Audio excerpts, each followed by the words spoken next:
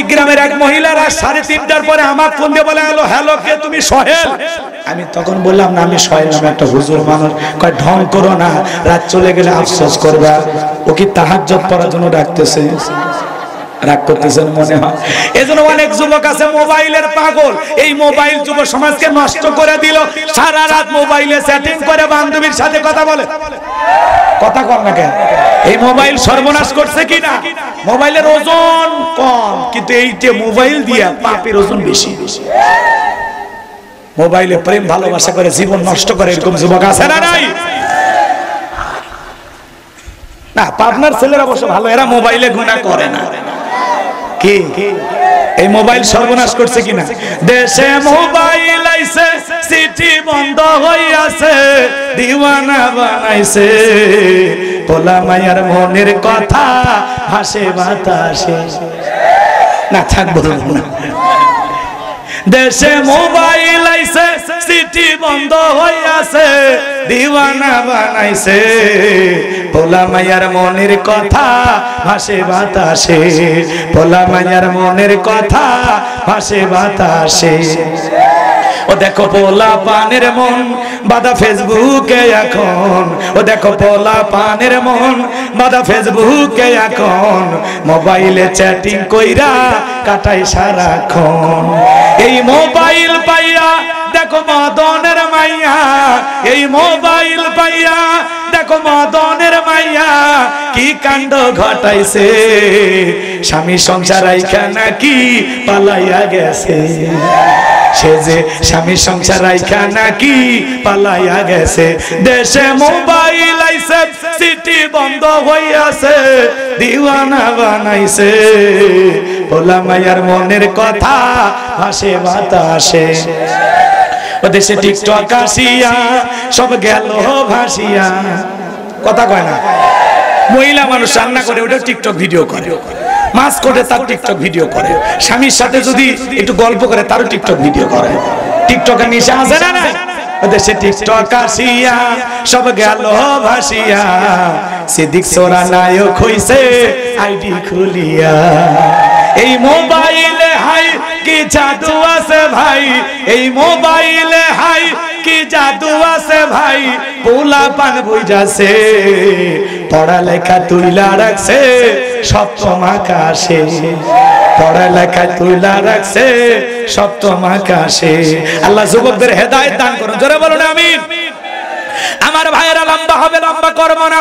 হে যুবক, তোমাদের পায়ে হাত দিয়ে অনুরোধ করে বলে যাই, বিয়ের আগে অবৈধ প্রেম ভালোবাসা করা যাবে? জোরে বলেন যাবে? 20 বছর বয়স হয় নাই, বাড়িতে এসে বলে আব্বা উত্তরপাড়া লাঠিকে কথা দিয়েছি, রাজি থাকলে 1 চাপুন, না হলে 2 চাপুন। আমরা বড় অকৃতজ্ঞ। একটা বন্ধুকে 10 দিন চা খাওয়াইলে, একটা টি শার্ট কিনে দিলে, একটা প্যান্ট শার্ট কিনে দিলে, 2-4 দিন একটু ঘোরাঘুরি করলে, মোবাইল নিয়ে দিলে, মোহাব্বত ভালোবাসা দেখাইলে, হঠাৎ করে বন্ধুটা যদি বিয়ে করে আর সেই বন্ধুকে যদি দাওয়াত না দেয়, যদি বলে কি ব্যাপার তোমার না বন্ধু ছিল বল্টু, তুমি তো মন্টু, আজকে বল্টুর বিয়া, তোমারে দাওয়াত দেয় নাই মিয়া, তখন বলতেছে ওই বল্টুর কথা বলবি না, তো নিমক হারাম। আপন ভাইয়ের চাইতে বেশি ভালোবাসলাম, আমি খাইলে ওরে খাওয়াইছি, আমি গেঞ্জি নিলে ওরে নিয়ে দিছি, আমি মোবাইল কিনলে ওরে কিনে দিছি, আর ওই নিমক হারামের বিয়া আমার দাওয়াত দেয় না। 2-4 দিন খাওয়াইলে, বন্ধুত্ব করলে যদি একটু 19-20 হয়ে যায়, ডাইরেক্ট কি বলে? একটা নিমক হারাম, ও একটা স্বার্থপর। কারণ স্বার্থে একটু আঘাত লাগলে আমরা মানুষের বদনাম করা শুরু করি। কথা বলে ঠিক কিনা? স্বার্থ যেখানে শেষ, সেখান থেকে বদনাম শুরু। কথা বলে ঠিক কিনা? তার জীবনে যতই ভালো করেন না কেন, আপনার বিরুদ্ধে বদনাম করবে। আর মনে রাখবেন, যে আজকের বদনাম গায়, যে আপনার বিরুদ্ধে সমালোচনা করে, মনে রাখবেন একদিন ওই ব্যক্তির আপনি উপকার করেছিলেন। কথা বলে ঠিক কিনা? আপনি যার উপকার করেছিলেন, যাকে খাওয়াইছিলেন, পড়াইছিলেন, সে একদিন আপনার বদনাম করবে, কারণ আপনি তার ভালো করেছিলেন। কথায় আছে 4 পাওয়া কুকুরের ভালো করে, কিন্তু 2 পাওয়া মানুষের ভালো করলে এরা মনে রাখতে পারে না। অনেকের বাড়িতে কুকুর থাকে, থাকে না? মিস্টার ডগ চেনেন তো নাকি? আপনি বাজার থেকে গরুর গোশত কিনে নিয়ে আসছেন, আপনার বাড়ি কুকুর পাহারা দেন, কি ভালো গোশত খাইতে দেন। একটা হাড় চেনেন না? হাড় কি বলেন আপনারা? হাড় কোন? হাড্ডি কোন?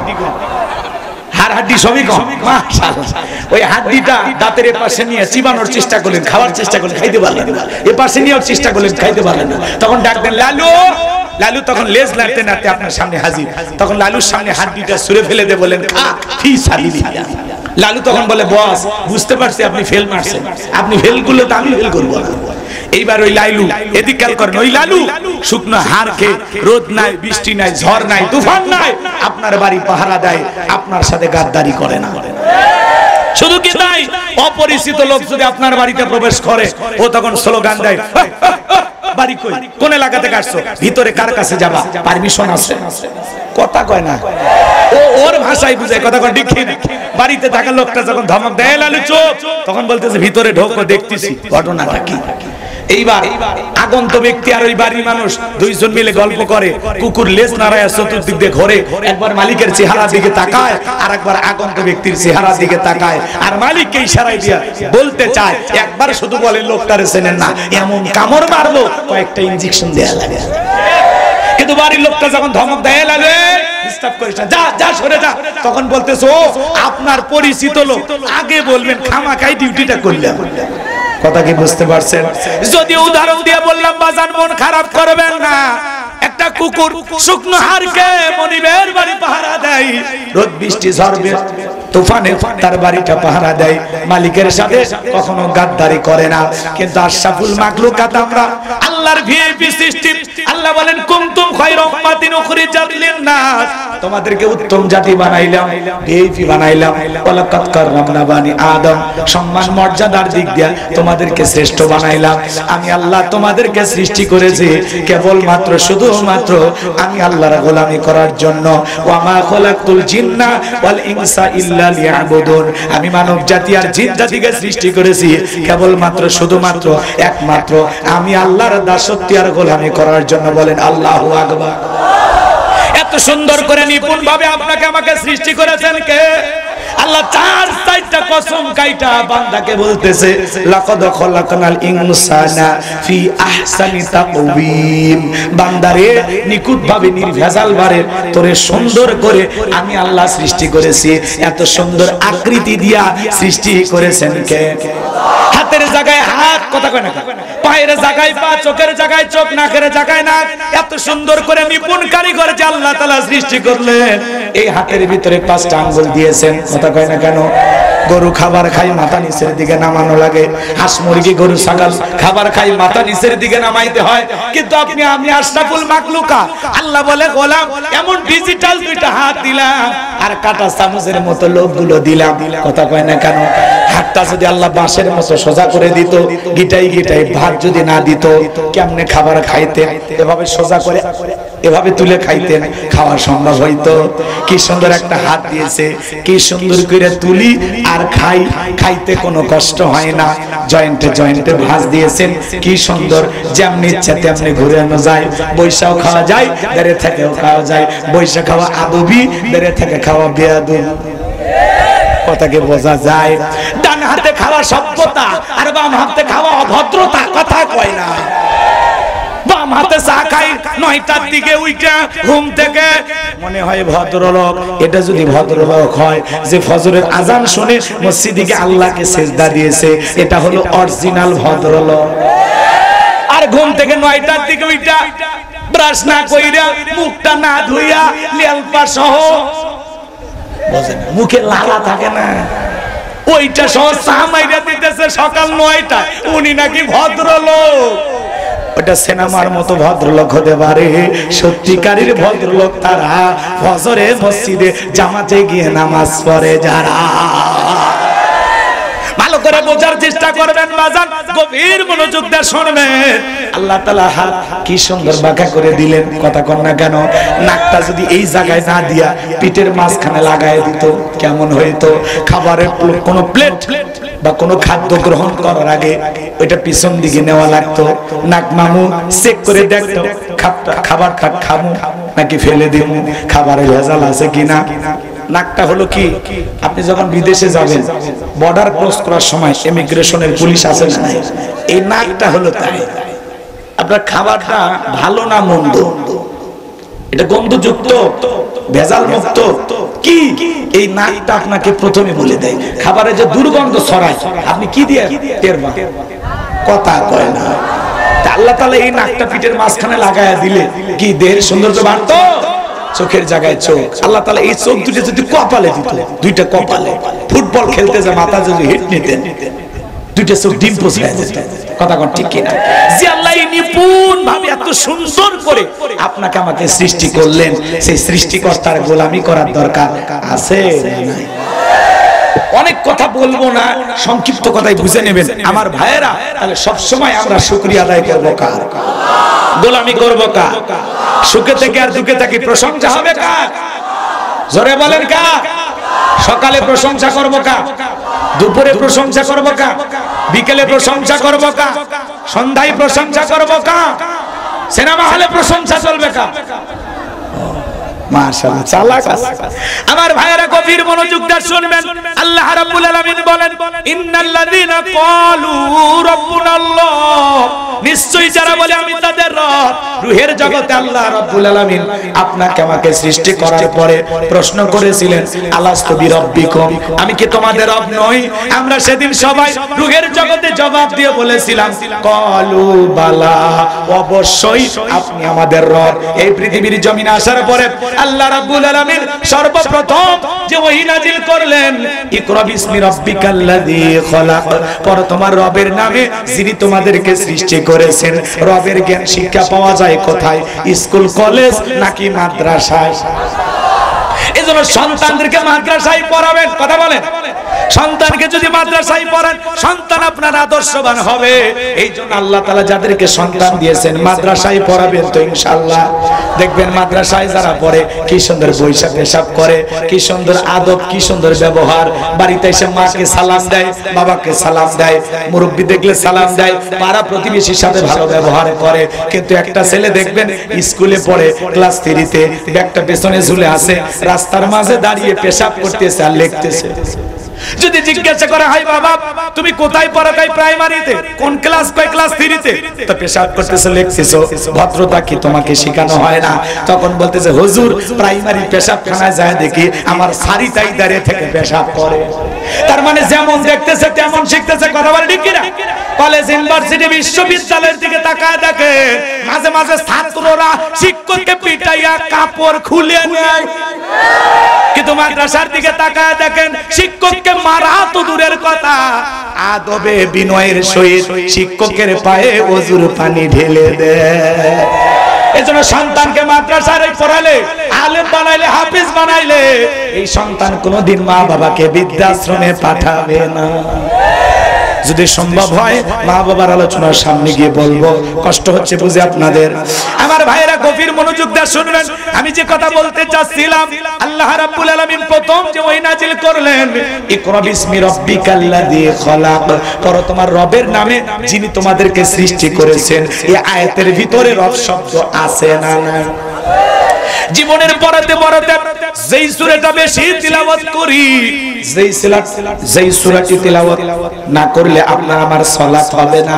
কোরআনুল কারীমের 1 নাম্বার সূরা, সূরাতুল ফাতিহার 1 নাম্বার আয়াত জবান ছেড়ে সবাই তিলাওয়াত করুন, আলহামদুলিল্লাহি রাব্বিল আলামিন। সমস্ত প্রশংসা, যাবতীয় প্রশংসার একমাত্র মালিক তিনি, সৃষ্টিকুলে রব, আমাদের প্রতিপালক, আমাদের আল্লাহ যিনি। এই আয়াতের ভিতরে রব শব্দ আছে না নাই? জীবনের পড়তে পড়তে রব, আপনি আমি যখন রুকুতে চলে যাই কি তাসবিহ পাঠ করি, সুবহান রাব্বিয়াল আযীম, সুবহান রাব্বিয়াল আযীম। রব শব্দ আছে না নাই? রুকু হতে দাঁড়ানোর সময় কি বলি? সামিআল্লাহু লিমান হামিদা, রব্বানা লাকাল হামদ। রব শব্দ আছে না নাই? এরপরে যখন মাথা নত করে সিজদায় চলে যায় কি তাসবিহ পাঠ করি? সুবহান রাব্বিয়াল আ'লা, সুবহান রাব্বিয়াল আ'লা, সুবহান রাব্বিয়াল আ'লা। অনেকে যায় সিজদায় খালি পড়তে সুবহান সুবহানাল্লাহ কয় না, সবিনের তেল কয়, আল্লাহ ভালো জানে। স্পষ্ট বোঝা যায় খালি সুবহান সুবহান সুবহান সুবহান, কথা কয় না, স্পষ্ট করে বলতে হবে সুবহান রাব্বিয়াল আ'লা, সুবহান রাব্বিয়াল আ'লা, আছে রাগ করেছে এই যে বাবা ভেজাল আছে, রাগ করতেছেন আপনারা। আমি একটা আয়াতকে বুঝাইতে গিয়ে অনেক কথা বলা লাগবে, মন খারাপ করলে কিছুই করার নাই। কিন্তু মনে রাখবেন, লোক 50,000 থাকলেও যে ওয়াজ হবে, 5 জন থাকলে একই ওয়াজ হবে। লাইন ধরেছি, ঠেকাবো, তারপরে গাড়ি চালাবো। আমরা থাকলে না থাকলে কিছু না হোক, টাকাটা হালাল করা লাগবে নাকি কোন? এমনি বক্তাদের নিয়ে মেলা সমালোচনা, হুজুরের টাকা নেই এসে হ্যান ত্যান, কথা কয় না। এই দুনিয়ার জমিনে মনে রাখবেন, এই দুনিয়ার জমিনে হাজারো মানুষ টাকা নেবে, পয়সা নেবে, তাদেরকে নিয়ে কেউ সমালোচনা করবে না। কিন্তু আলেমদের পকেটে 2-4টা টাকা উঠলে এক হুজুর আর এক হুজুর সহ্য করে না, কথা কয় না। বছরে 10টা মাহফিলে দাওয়াত পায় না, সে লিখতেছে আমি যদি দিনের দায়ী হতে পারি জীবনে কোনোদিন টাকা চাইবো না, কথা কয় না। তো ভাই, আপনার নিয়ত সই, তা আরেকজন বক্তা টাকা পাচ্ছে, নিচ্ছে, দিচ্ছে মানুষ। আচ্ছা বলেন তো, কমিটির কাছ থেকে জোর করে কোন বক্তা টাকা নেওয়ার ক্ষমতা রাখে? কমিটি দাওয়াত দেয় আমার অমুককেই লাগবে, ওই বক্তাকেই চাই, এই জন্য বক্তার চাহিদা বেড়ে গেছে। আপনি স্থানীয় বড় বড় আলেম আছে, কত মাদ্রাসার প্রিন্সিপাল আছে, তাদেরকে দাওয়াত দেন। আপনার মসজিদের ইমামকে দিয়ে যদি জুমার ফরজ নামাজ হয়, সেই ইমাম সাহেবকে প্রধান বক্তা বানায়, মাহফিল হবে না? তো দোস্ত আপনার ভিতরে, আপনি কিছু গাইবান্ধা যান, ঢাকা যান, আপনি এলাকার বক্তাদের মাহফিল করাবেন, এলাকার আলেমদের মূল্যায়ন করুন, দেখুন ভাইরাল বক্তাদের দাম এমনি কমে যাবে, পরে এসে ফ্রি ওয়াজ করে ফিরবে। রাগ করছে? মিজানুর রহমান আজারি ভাই দেশে আসছিল কয়েকদিন, খালি ঘোরা বাইরে গেছে, জানেন হাজার হাজার মানুষ চেষ্টা করছে দাওয়াত দেওয়ার জন্য, তো দোষ কার? কথা কথা। এইভাবে উনি তো অলিগলি মাহফিল করবে না, উনি সিদ্ধান্ত নিয়েছেন প্রত্যেকটা বিভাগে 2-4টা করে প্রোগ্রাম করবে, মানসম্পন্ন, যেখানে সিকিউরিটি আছে, নিরাপত্তা আছে, লোকজন বসার ক্যাপাসিটি আছে, সে জায়গায় প্রোগ্রাম করবে। আলহামদুলিল্লাহ, সুন্দর সিদ্ধান্ত, কথা বলে ঠিক না? এই জন্য আমরা কাদা সরাসরি একটু বন্ধ করি। আর মনে রাখবেন, বল মাছ চেনেন তো? পাঙ্গাস আর বলের দাম কথা কয় না ভাই। তো যেই জিনিস বাজারে দাম কৃষক বাড়ে, কারণ সবাই ওইটাই, এই জন্যই সমস্যা। আপনারা ভাইরাল বক্তার দাওয়াত দেওয়া বন্ধ করেন, দেখবেন ওই হুজুরেরা দাওয়াত না পায়া ফিরে ফিরে ওয়াজ করে বেড়াবে। এই জন্য আমাদেরও সমস্যা আছে, অমুক বক্তা আনলে লোক বেশি হবে, এ হবে, সে হবে, দেখায়া দেব আমরা একটা করছি, এরকম মনোভাব কেন? আল্লাহর খুশির জন্য প্রোগ্রাম করবেন, 50 জন শ্রোতা হলেও আলহামদুলিল্লাহ। আমরা ভাইরাল বক্তাদেরকে দাওয়াত দেওয়া বন্ধ করে দেব, মনে থাকবে তো ইনশাআল্লাহ। কি এইবার খুশি হয়েছেন না? এইবার অনেকে খুশি হয়েছে। আমার ভাইয়েরা গভীর মনোযোগ দিয়ে শুনবেন, মন খারাপ করবেন না। আজকে আমরা আমাদের সবচেয়ে বড় ক্ষতি করতেছি। আমাদের কিনে কোনো হিন্দু লেখে না, খ্রিস্টান লেখে না, বৌদ্ধ লেখে না, যারা ফেসবুক চালায় তারা লেখে না। এক হুজুর আর এক হুজুরের বিরুদ্ধে ফেসবুকে লেখালেখি করে, পোস্ট করে, কথা বলে, ঠিক কিনা? এটাই হলো আমাদের সবচেয়ে বড় সমস্যা। আলেমদের পকেটে টাকা গেলে বাংলাদেশের কোন হুজুর সিনেমা হল বানাবে না, যাত্রা গানের আয়োজন করবে না, মদের বার দেবে না, ওই টাকা অবৈধ পথে খরচ হবে না। আলেমদের কাছে টাকা গেলে আলেমেরা মসজিদ বানাবে, মাদ্রাসা বানাবে, দ্বীনের জন্য টাকাগুলো খরচ করবে, কথা বলেন ঠিক কিনা? আমি গুনাহগারকে আল্লাহ পাক সামান্য কিছু দিয়েছেন, এর মধ্যে আমি আল্লাহ তাআলার দয়া একটা মাদ্রাসা দিয়েছি, 70 জন ছাত্র, আলহামদুলিল্লাহ বলেন। মাদ্রাসার পাশাপাশি মসজিদ বানাবো, গণকবরস্থান বানাবো, এই স্বপ্নগুলো আমি দেখেছি। আল্লাহ পাক যেন তার গোলামের স্বপ্নগুলো পূরণ করে দেন, জোরে বলুন আমিন। তাহলে মনে থাকবে যে হুজুর টাকা চাইবে তারা দাওয়াত দেওয়া বন্ধ করেন, কিন্তু আমাদের ভিতরে ভেজাল আছে, অমুককেই লাগবে, ওই বক্তাকেই চাই, ওই হুজুর ছাড়া মাহফিল করব না। এই জন্য বাজার আপনি দাওয়াতও দিবেন, সমালোচনাও করবেন। গতকালকে এক মাহফিলে ওইরকম একটা ঘটনা, মাইক ধরে বলতেছে হুজুরকে আমরা এত টাকা দিয়ে আনছি, কথা কয় না কেন? বাবা তোমারে আনতে বলছে কে, তুমি কেন আনলে? তো এই জন্য এগুলো সমালোচনা কিন্তু খুব চলতেছে, এই জন্য একটু হালকা করে বলে দিলাম। আল্লাহ আমাদের সঠিক বুঝ দান করুন, জোরে বলুন আমিন। আমার ভাইয়েরা গভীর মনোযোগ দিয়ে শুনবেন। আপনি আমি যখন নামাজের সালাম ফিরানোর পরে আল্লাহ তাআলার কাছে দোয়া করি, কি বলি? রব্বানা আতিনা ফিদ দুনিয়া হাসানাতাও ওয়া ফিল আখিরাতি হাসানাতাও ওয়া কিনা আযাবান নার। সূরা বাকারা 201 নম্বর আয়াত। আল্লাহর কাছে ডেকে বললাম, হে আমাদের রব, আমাদেরকে দুনিয়ার কল্যাণ দান করো, আখিরাতের কল্যাণ দান করো, ওই কঠিন জাহান্নামের আগুন থেকে আমাদের মুক্তি দাও। জীবনের পরতে পরতে সব জায়গায় রব। আমার ভাইয়েরা, পবিত্র কোরআনুল কারীমের সর্বশেষ যে সূরা, সূরাটির নাম হলো নাস, তার 1 নম্বর আয়াত, কুল আউযু বিরাব্বিন নাস। এই আয়াতের ভিতরে রব শব্দ আছে না নাই? আপনি আমি যেদিন মারা যাব, মসজিদের মাইকে যেদিন এলান জারি হবে, এই গ্রামের অমুক ব্যক্তি বেঁচে নাই, ইন্না লিল্লাহি ওয়া ইন্না ইলাইহি রাজিউন। আপনার আমার মৃত্যুর সংবাদ শোনার পরে ছেলেটা কেঁদে বলবে বাবা নাই, মেয়েটা কেঁদে বলবে বাবা নাই, প্রিয়তম স্ত্রী কেঁদে বলবে স্বামী নাই, মা বাবা বেঁচে থাকলে বলবে কলিজার ধনটা হারাইলাম। আপনি আমি মারা যাব, আত্মীয় স্বজন সবাই আপনাকে আমাকে দেখার জন্য ভিড় করবে বাজার। দেখে রঙিন পোশাক খুইলা বড়ই পাতার গরম পানি দিয়ে গোসল করায় দিবে, চতুর্দিকে মশারি টাঙায় গোসল করায় দেবে। ছোট্ট সন্তান না বুঝে মার কাছে কেঁদে বলে, মা বাবা একা একা গোসলখানায় গোসল করতো, আজকে কেন আমার বাবা কথা বলে না, অন্য মানুষ কেন গোসল করায় দেয়? ছোট্ট সন্তান না বুঝে আব্বু বলে কান্না করে। দেখেন না কত মানুষকে আমরা বিদায় দেই।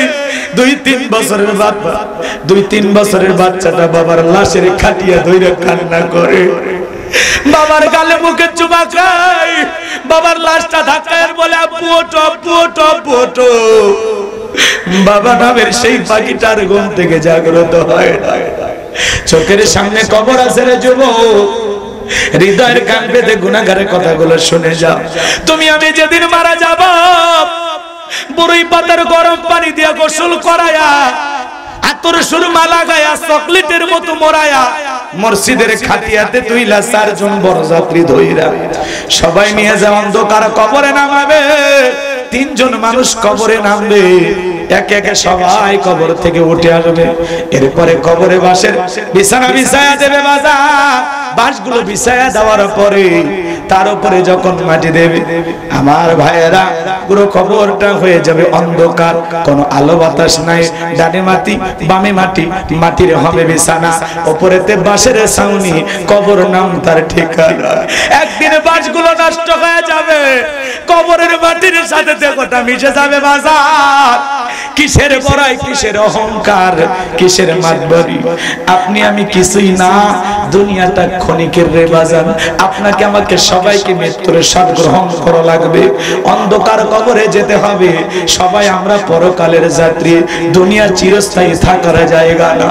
ওই অন্ধকার কবর রাখার পরে আত্মীয় স্বজন সবাই চলে আসবে। কবরে থাকা ব্যক্তি ওদের পায়ের আওয়াজ শুনতে পাইবে, চিৎকার মেরে ডেকে বলবে একারাই কাজা এসেছিল। তার জীবন থেকে সামান্য কিছু কথা যদি বলি কষ্ট হবে। এ ছিল একটা ভবঘুরে যুবক। ভালো করে বলেন, সংক্ষিপ্ত করে বলে দিচ্ছি, কয়েকটা মিনিট সময় দেন, ভালো লাগবে ইনশাআল্লাহ। এদিক খেয়াল করেন, এ ছিল ভবঘুরে যুবক। এলাকায় কোনো কাজ করবো না। ভবঘুরে যুবক মানে বোঝেন না? কিছু ছেলে পেলে দেখবেন কোনো কাজ নাই, কাম নাই, ইয়াবা, ফেন্সিডিল, গাঁজা, মদ খায়া গাছন ধাক্কা মেরে কই ভাইজান সাইড দেয়। বউ যদি দরজা খোলে, অমুকের বাপ তুমি ঢোলকে, কই মা তুই বুঝবো না, আজ একটু বেশি পরিমাণে মাল খাসি। এরকম নেশাখোর আছে না? কথা কন না? যারা নিশাদ্রব্য পান করে তারা তো সমাজের ভিআইপি সন্তান, নাকি বলে? ইয়াবা, ফেন্সিডিল, গাঁজা, মদ খায়। কিছু কিছু ছেলে পেলে দেখবেন ইয়াবার টাকার জন্য মা বাবার কাছে এসে জিকির করে, ইয়াবা ইয়াবা ইয়াবা। মা বাবা চিন্তা করে, বাবা এটা কিসের ট্যাবলেট? জ্বর সর্দি গলা ব্যথা কেন, কিচ্ছু বোঝার দরকার নেই, টাকা দে নইলে তোর মাথা ফাটাও। কথা ঠিক কিনা? যারা নেশা করে এরা নেশা করে আসে বউরে পিটাই, মারে পিটাই। কথা ঠিক কিনা? নেশা করিয়া নিজের সন্তানটাকেও দুনিয়ার জমিন থেকে বিদায় করে দেয়, এমন পাষণ্ড বাবা আছে না নাই? যুবক, মাদক দ্রব্য পান করা যাবে না, নেশা করা যাবে না, মাদককে না বলুন। কথা কয় না? যারা নেশা দ্রব্য পান করে, ইয়াবা, ফেন্সিডিল, গাঁজা, মদ, ডাল খায়, সমাজের মানুষ এদেরকে টোকাই বলে। কি বলে? এদেরকে কি সম্মান? এদেরকে মসজিদের সভাপতি বানা, সেক্রেটারি বানা, ওয়াজ মাহফিলের বক্তা বানা। কারণ কি? ও মাতা মাতা, কথা কি বোঝা গেল? আমার ভাইয়েরা গভীর মনোযোগ দিয়ে শুনবেন, আমি যে কথা বলতে চাচ্ছিলাম, এই সমাজে আমরাও দেখেছি মাতাল আছে না নাই? কত নেতা দেখেছি বাজান খাইতেছে, কথা কয় না? ওই যে মেয়র আতিক সাহেবকে গ্রেফতার করছে, দেখছেন আপনারা? যারা এক সময় সন্ধ্যাবেলায় ঢাকা এমপি মন্ত্রী সব এক জায়গায়, কি সন্ধ্যার সময় পার্টি জমাইতো, কথা কন না? হাতের তালি দিয়ে ওই মেয়র আতিক সাহেব গান গাইতো। আজকে কই গেল ক্ষমতার বড়াই? কত এমপি মন্ত্রী ছিল, কথা বলে না কেন? মন্ত্রীরা সব কোথায় গেল, এমপিরা সব কোথায় গেল, কোথায় কাদের কাকা? ওদের সারা দেশটা বড় লাগে ফাঁকা ফাঁকা। পালাবো না বলতো কাদের কাকা, বলতো না পালাবো না। কই আজকে আছে কথা বুঝতেছেন আপনারা? এমপিরা সব কোথায় গেল, মন্ত্রীরা সব কোথায় গেল, কোথায় কাদের কাকা? ওদের সারা দেশটা বড় লাগে ফাঁকা ফাঁকা। আইন মন্ত্রী আটকে গেল আইনেরই ফাঁকে, দাড়ি সারা দরবেশটারে ভণ্ড ভণ্ড লাগে। কথা ঠিক আছে? এখন অবশ্য দাড়ি উঠছে, কয়েকদিন আগে দেখলেন না এতিম বাচ্চার মতো নিষ্পাপ শিশু দল বেঁধে হেঁটে যাচ্ছে, কথা ঠিক কি না? আইন মন্ত্রী আটকে গেল আইনেরই ফাঁকে, দাড়ি সারা দরবেশটারে ভণ্ড ভণ্ড লাগে। শুনেছি ভাই কত নেতা নেত্রী খাইতেছে ভাই ডান্ডা, বিচারপতি কালামানিকের ফাটিয়েছি নাকি আন্ডা। পলকের ঝলক গেল থামিয়ে নেটের চাকা, ওদের সারা দেশটা বড় লাগে ফাঁকা ফাঁকা। কোথায় গেল সংসদেতে মমতাজের গান, কোথায় গেল হযরত বলা স্বামী মুসলমান? কে রাগ করছে? বড় বড় কথা বলতো স্বামী খেলা হবে, এখন মাঠ পড়ে আছে, স্বামী মুসলমান নাই, দুবাই ঘুরতেছে। কথা কি ক্লিয়ার? একটু অপেক্ষা করুন, মন খারাপ করছেন মনে হয়। আমার ভাইরা যেন বেশি বাড়তে নাই, কথা ক্ষমতাকে দাম্ভিকতার সাথে ব্যবহার করতে নাই। ক্ষমতা এটা আল্লাহর দেয়া নিয়ামত। যারা ক্ষমতা পাওয়ার পরে আদল ইনসাফ প্রতিষ্ঠিত করবে, ন্যায় বিচার কায়েম করে, মানুষের অধিকার প্রতিষ্ঠিত করবে, মানুষকে কলিজা দিয়ে মহব্বত করবে, ওই নেতার জন্য মানুষ তাহাজ্জুদ করে দোয়া করবে। বাদশাহ হারুনুর রশিদের নাম আপনারা শুনছেন? উনি বয়স্ক মহিলাদেরকে আটা দিতেন, আটা প্রত্যেক মাসে কাজ সিস্টেমে কি দিত? আটা দিত। এক বুড়ি মহিলা নিয়মিত মাসে মাসে আটা পায়। 2 মিনিট এই কথা বলে সামনের দিকে যাবে, কষ্ট হয়। একটা তাকবীর দেন, লিল্লাহি তাকবীর। এদিকে খেয়াল করেন তো, ওই বুড়ি মহিলা চিন্তা করলো বাদশা তো আটা দেই, কিন্তু আটাটা এত মোটা না হয়, যদি একটু চিকন হয় তাহলে রুটিগুলো বানাইতে ভালো হয়, খাইতেও মজা লাগে। আমার ভাইয়েরা গভীর মনোযোগ দিয়ে শুনবেন। এইবার বুড়ি মহিলা অভিযোগ নিয়ে বাদশাহ হারুনুর রশিদের দরবারে হাজির হয়ে গেছে। বাড়ির ভিতরে প্রবেশ করে তাকায় দেখে একটা পুরুষ মানুষ বাড়ির বারান্দা ঝাড় দেয়, ছোট্ট বাচ্চা খেলা করতেছে, আর একটা মহিলা আটা চালতেছে। এইবার বুড়ি মহিলা একজনকে জিজ্ঞাসা করলো, ওই যে বাড়ির বারান্দার ঝাড় দেয় লোকটাকে?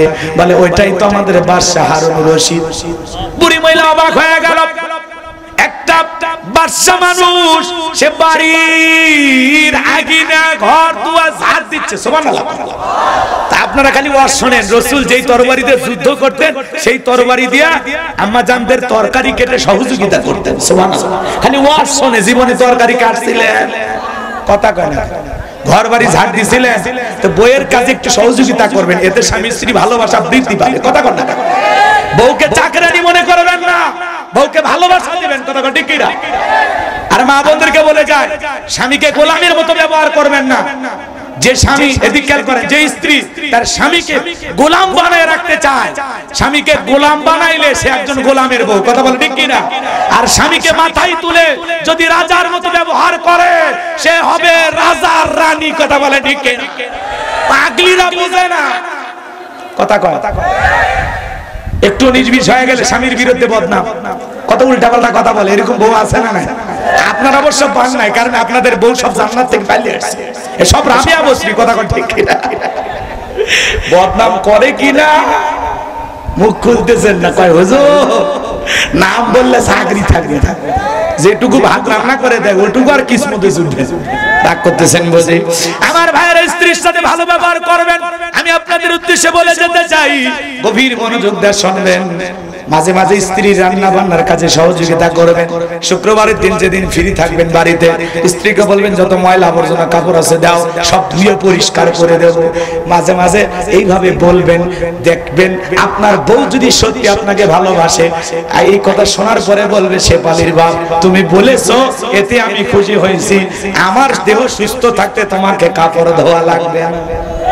আর বউ যদি বেশি শিয়ানা হয়, প্রতিশোধ নেওয়ার ইচ্ছা থাকে, তাহলে শুধুমাত্র কয়েকটা কাপড় না, ওই বাড়িতে যত কাপড় আছে আলমারিতে তোলা সব নিয়ে এসে ধোয়াইতে বাধ্য করবে। মন খারাপ করছে আমার ভাইয়েরা। এইবার গভীর মনোযোগ দিয়ে শুনবেন। বুড়ি মহিলাটাকে বলে, এই ছেলেটাকে বলে এটা বাদশা হারুন রশিদের একটা সন্তান। ওই যে মহিলা আটা লেখে বলে ওইটা বাদশা হারুন রশিদের একজন স্ত্রী। বাদশা হারুন রশিদের 4 জন স্ত্রী ছিল। জোরে বলেন কয়জন? কষ্ট হচ্ছে মনে হয়। এইবার মহিলা তাকায় দেখে বাদশার বিরুদ্ধে কি অভিযোগ দেব। বাদশা তো যে আটা চালতেছে আমার বাড়ির আটার চাইতে বাদশার বাড়ির আটা আরো বেশি মোটা মনে হয়। বুড়ি বলে বাদশার বিরুদ্ধে অভিযোগ দেওয়ার জায়গা নাই, কারণ বাদশা আমারেও সেইটা খাওয়ায়, বাদশা নিজেও সেইটা খায়। মারহাবা বলে, এটাই তো নেতা। নেতা যা খাবে জনগণকে তাই খাওয়াবে। আর আমাদের সমাজের নেতারা জনগণ ডাস্টবিনের খাবার ক্ষুধার্ত হয়ে কেড়ে কেড়ে খায়, কুকুরের সাথে খাবার ভাগাভাগি করে খায়। একটা নারী তার দেহকে বিক্রি করে 500 টাকা 1000 টাকার বিনিময়ে বিক্রি করে পেটের খাবার জোগাড় করে। এরপরে ওরা ক্ষমতার চেয়ারে বড় বড় কথা বলে, আমরা দারিদ্র মুক্ত বাংলাদেশ গড়েছি। কথা কোন লাগা আপনারা ভালো করে বোঝার চেষ্টা করবেন আমি যে কথা বলতে চাচ্ছিলাম। এইবার বুড়ি মহিলা চলে আসলো। বাদশা হারুন রশিদ তাহাজ্জুদের নামাজ আদায় করে। আল্লাহ তাআলার বান্দা, আল্লাহকে কত মহব্বত করতেন আর ভয় করতেন জানেন? বাদশা তাহাজ্জুদের নামাজ আদায় করে ছদ্মবেশ ধারণ করে জনগণের দুঃখ দুর্দশা দেখার জন্য বাহিরে বাহিরে ঘুরতেন। আমার ভাইয়েরা, দিনের বেলায় যেই বুড়ি বাদশার বাড়িতে, রাতের বেলায় ঘটনাক্রমে বাদশা সেই বুড়ির বাড়ির ধার দিয়ে হেঁটে যাচ্ছে। এইবার বুড়ি মহিলাও তাহাজ্জুদ পড়ে আল্লাহর কাছে দোয়া করতেছে, নেতা যদি ভালো হয় নেতাও তাহাজ্জুদ পড়বে, জনগণও তাহাজ্জুদ পড়বে। এমন নেতা দরকার যে নেতা তার ইমামতিতে মুরিদদেরকে নিয়ে, তার কর্মীদেরকে নিয়ে নামাজ আদায় করবে। কথা বলেন না কেন? আমিরে জামাত গতকালকে ঢাকায় বক্তব্য দিকে থেকে চোখের পানি ছেড়ে দেখে দিয়েছেন আর বলেছেন এখনো অনেক জীবন্ত লাশ হাসপাতালের বেডে শুয়ে কাতরাচ্ছে। তোমাদের খবর আমরা নিতে পারি নাই। তোমরা যে কষ্ট করেছো এদেশের জনগণ কোনোদিন তা বলবে না। আমরা তোমাদের খোঁজ খবর ভালোভাবে নিতে পারি নাই, এই জন্য তোমরা আমাকে মাফ করে দিও। আমার ভাইয়েরা, আমিরে জামাত চোখের পানি ছেড়ে যেমন ভাবে কান্না করেছেন, যত মানুষ সেই সমাবেশে গিয়েছেন সবাই চোখের পানি ছেড়ে দিয়ে কান্না করেছেন। আমিরে জামাত ডক্টর শফিকুর রহমান কাঁদতে কাঁদতে বলেছে, দুর্দিনে আপনারা যেভাবে আমাদেরকে সহযোগিতা করেছেন, পাশে থেকেছেন, ভবিষ্যতে সহযোগিতা করবেন। এখন থেকে আপনাদের দায়িত্ব আরো বেড়ে গেছে। এই দেশের মানুষের কল্যাণের জন্য, শান্তির জন্য যত ধরনের কাজ করা দরকার আমরা কাজ করে যাব। কাজের বিনিময়ে আমরা কোনো বেনিফিট চাই না। চিৎকার মেরে বলেন আল্লাহু আকবার। নেতা এমন মানুষকেই বলে যারা নিঃস্বার্থভাবে কাজ করতে চায়। আল্লাহু আকবার বলেন। আমার ভাইয়েরা, বুড়ি মহিলা তাহাজ্জুদ পড়ে দোয়া করে বলে, আল্লাহ আমাদের বাদশা হারুন রশিদ এত ভালো নেতা, নিজে মোটাটা খায়, জনগণকে মোটাটা খাওয়ায়, এমন বাদশার বিরুদ্ধে অভিযোগ দেওয়ার কোনো জায়গা নাই। আল্লাহ গো, আমি আমার নেতার জন্য দোয়া করি, আল্লাহ আমার বাদশা হারুন রশিদের হায়াত তুমি বাড়াইয়া দাও। নেতা ভালো বলে জনগণ হাত তুলে বলে আল্লাহ নেতার হায়াত বাড়া দাও। আর নেতা যদি জালেম হয় জনগণ হাত তুলে বলে আল্লাহ জালেমের মৃত্যু দাও। কথা কয় না? নেতানিয়াহু জুলুম করে ফিলিস্তিনের মুসলমানদেরকে মারতেছে। বলেন তো বাজান, জনগণ কি আর হায়াত কামনা করবে? তামাম পৃথিবীর সমস্ত মানুষ তার জন্য বরদোয়া করে, আল্লাহ নেতানিয়াহু এই জালেমকে তুমি ধ্বংস করে দাও। আমার ভাইয়েরা, বাদশা হারুন রশিদ মনে মনে খুশি হয়ে গেল, কারণ আপনি যদি জনগণের জন্য কাজ করেন, বাজান গোমার জনগণ কলিজা দিয়ে মোহাব্বত করবে। কথা বলেন ঠিক কি না? এইবার 2 নাম্বার দোয়া করে বলে, আল্লাহ বাদশা হারুন রশিদের একটা ছেলে সন্তান দেখলাম, সে যেন অকাল মৃত্যুবরণ করে, তাড়াতাড়ি করে মারা যায়। বাদশা চমকে উঠছে, বুড়ি কয় কি রে? এইবার বুড়ি মহিলা 3 নাম্বার দোয়া করে বলে, আল্লাহ এই রাজ্যের যত মুয়াজ্জিম আছে সবাই যেন তাড়াতাড়ি করে মারা যায়। বাদশা হারুন রশিদ মনে মনে বলে, বুড়ি রে 1 নাম্বার দোয়া করলি ভালো লাগলো, হায়াত কামনা করলি, কিন্তু আমার ছেলে মারা যাওয়ার দোয়া কেন করলি? রাজ্যের মুয়াজ্জিম মারা যাওয়ার দোয়া কেন করলি? আগামী কালকে আমার দরবারে তোমারে জিজ্ঞাসা করব এই দোয়াগুলো করার পিছনে কারণ কি? বুড়ি এই দোয়াগুলো কেন করেছিল আপনারা কি শুনবেন? হাত তোলেন কারা কারা শুনবেন? লিল্লাহে তাকবীর, হাত নামান। এই ফিরাউন ছিল ভাবগুরে যুবক, এলাকায় কোনো কাজ কর্ম পাইল না, বাল্যকালের বন্ধু হামানকে নিয়ে মিশরে চলে গেল। মিশরে যাওয়ার পরে সর্বপ্রথম হলো তরমুজের ক্ষেতের লেবার। সংক্ষিপ্ত করে বলতেছি, খুব দ্রুত, কষ্ট হবে আপনার। এই তরমুজের ক্ষেতের লেবারি করার পরে মিশর দেশে গোরস্থানের দারোয়ান লাগবে, সরকারি গোরস্থানের দারোয়ান। হাজার হাজার মানুষ ইন্টারভিউ দিতেছে, ওই লাইনের মধ্যে কাবুস নামের ফেরাউনও দাঁড়ায় গেছে। একে একে ইন্টারভিউ দিতে দিতে যখন ফেরাউনের পালা, দেখে বলে, বাদশাহ বুক ভরা আশা নিয়ে ভিন দেশ থেকে আপনার দেশে এসেছি, আপনি যদি চাকরিটা আমারে দেন সারা জীবন কৃতজ্ঞ থাকবো। আমি সমস্ত মানুষের কাছে শুনেছি আপনার চাইতে ভালো মানুষ আর মিশরে নাই, পামের ওপরে প্রমোশন চলে। দেখেন না, খালি মুখ দেবেন, আপা আপা আসি, আপা আপা আপা, কথা কয় না, রাগ করছে। এই বাংলাদেশ 16 বছর খালি তেলের উপর চলছে। কেউ কয় হযরত হাসিনা, কথা কয় না। কেউ কয় আপনি দেশ রত্ন, কেউ কয় আপনি মা, কথা কয় না। কি বলে ঠিক নাই, কি আত্মীয়তা, কি মোহাব্বত কই গেল? সব ছিল টাকার অহংকার, কথা বলে ঠিক। একটু এমপি টিকিট পাওয়ার জন্য কি প্রশংসা করত। যদি নেতার ভুল ধরায় দিত আর নেতা ভুল সংশোধন করত, তাহলে এই দেশ থেকে তাদেরকে পালানো লাগতো। খালি পান দিয়েছি। জিনিসের দাম বাড়ে, নেতার কাছে বলা হয় নেতা দাম বাড়ছে, কই বহির্বিশ্ব সব দাম বাড়ছে, কিছুদিন চালায় নেন পরে ঠিক করে দিচ্ছি। আর ঠিক করে এই দেশে খালি বাড়ে কমে, কমে। আমার ভাইয়েরা মন খারাপ করবেন না, যে কথা বলতে চাচ্ছিলাম হৃদয়ের কান পেতে কথাগুলো শুনে যা। বাদশার সামনে এমন ভাবে কথাগুলো উপস্থাপন করলো, বাদশার মায়া লেগে গেল। বাদশা দেখে বলে, ইন্টারভিউ বন্ধ করো, এই ছেলেটাকে মিশরের সরকারি গোরস্থানের দারোয়ানের চাকরিতে নিয়োগ দেওয়া হলো। এইবার গোরস্থানের দারোয়ান হওয়ার পরে ফেরাউন চিন্তা করলো, মাসে মাসে বেতন পাবো, এই বেতন দিয়ে তো বড় হওয়া যাবে না, আমার সাইড ইনকাম করা দরকার। এইবার যারা গোরস্থানে লাশ দাফন করতে আসে ওদেরকে বলে, শোনো, লাশ প্রতি একটা করে দিরহাম দেওয়া লাগবে, না হলে আমি লাশ দাফন করতে দেব না। জনগণ চিন্তা করে, একটা দিরহামের জন্য বাদশার দরবারে বিচারে সালিশ নিয়ে যাব, লাশ পয়সা গুলো শেষ হয়ে যাবে, অতএব একটা টাকা যদি পাই এই ছেলেটাই পাক। এই কথা ভেবে জনগণ একটা করে দিরহাম দেওয়া শুরু করলো। 1 টাকা হলেও এইটাও কি ঘুষ? কথা বলে বাংলাদেশ অবস্থা নাই, বাংলাদেশে আছে গো। শোনো এই দেশটার গল্প করি, দেশটা মনে হয় স্বপ্নপুরী, শুধু কর ঘুষ কর মদ কর জুয়া কর, হেতাই আছে ভুরি ভুরি, হেতাই আছে ভুরি ভুরি। এ দেশে অসৎ কামাই কেউ করে না, তবে ঘুষের টাকা পেলে কেউ তো ছাড়ে না। টেবিলের নিচ দিয়ে হাত বাড়িয়ে কালো টাকাটা নাই সারিয়ে, করছে ওরা বড় দেশের চুরি, করছে ওরা বড় দেশের চুরি। শোনো এই দেশটার গল্প করি,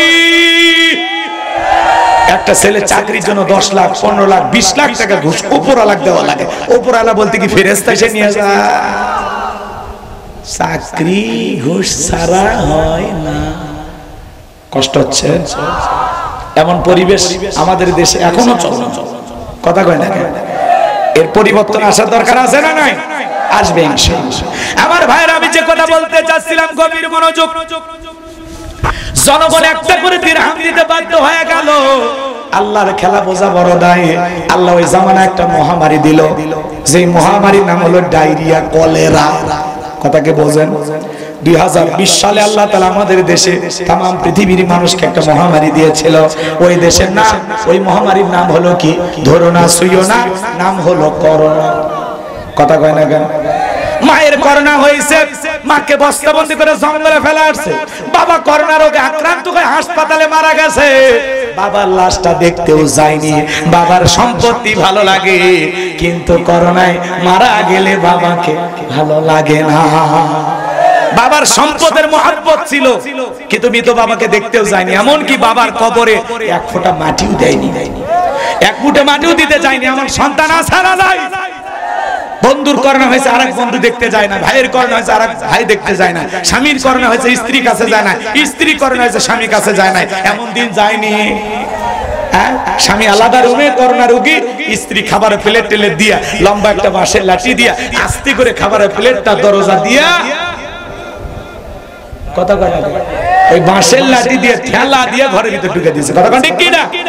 এইবার স্বামী যখন করোনা থেকে মুক্তি পাইছে, এরপরে বইয়ের কাছে যখন আসছে, বউ যখন ডেকে বলে, সে বলে, বাহ তুমি জানো না আমি তোমারে কত ভালোবাসি।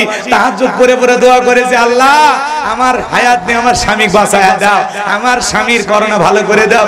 কত যে কাঁদছি, ও মুখের বাপ তুমি জানো না আমি তোমারে যে কত মহব্বত করি, ভালোবাসি।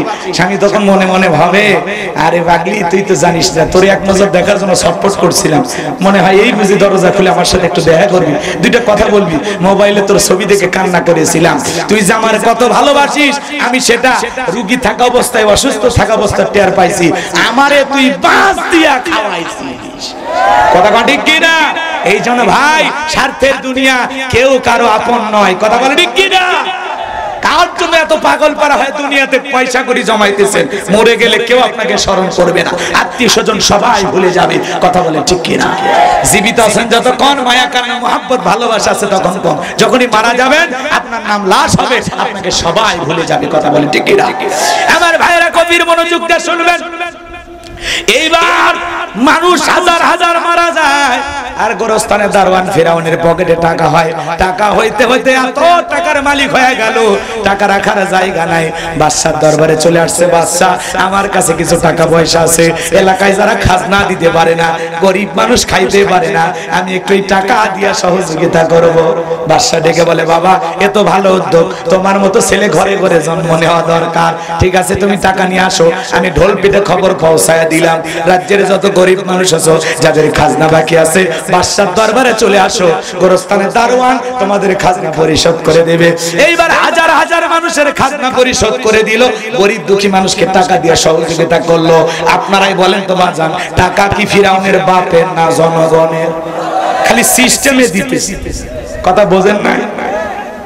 জনগণ তখন ডেকে বলে, আরে যেই নেতা আমাদেরকে এইভাবে সহযোগিতা করতেছে, খাজনা পরিশোধ করে দিতেছে, এই নেতা যদি আমাদের রাজ্যের বাদশা হয়, আমাদের কপাল খুলে যাবে।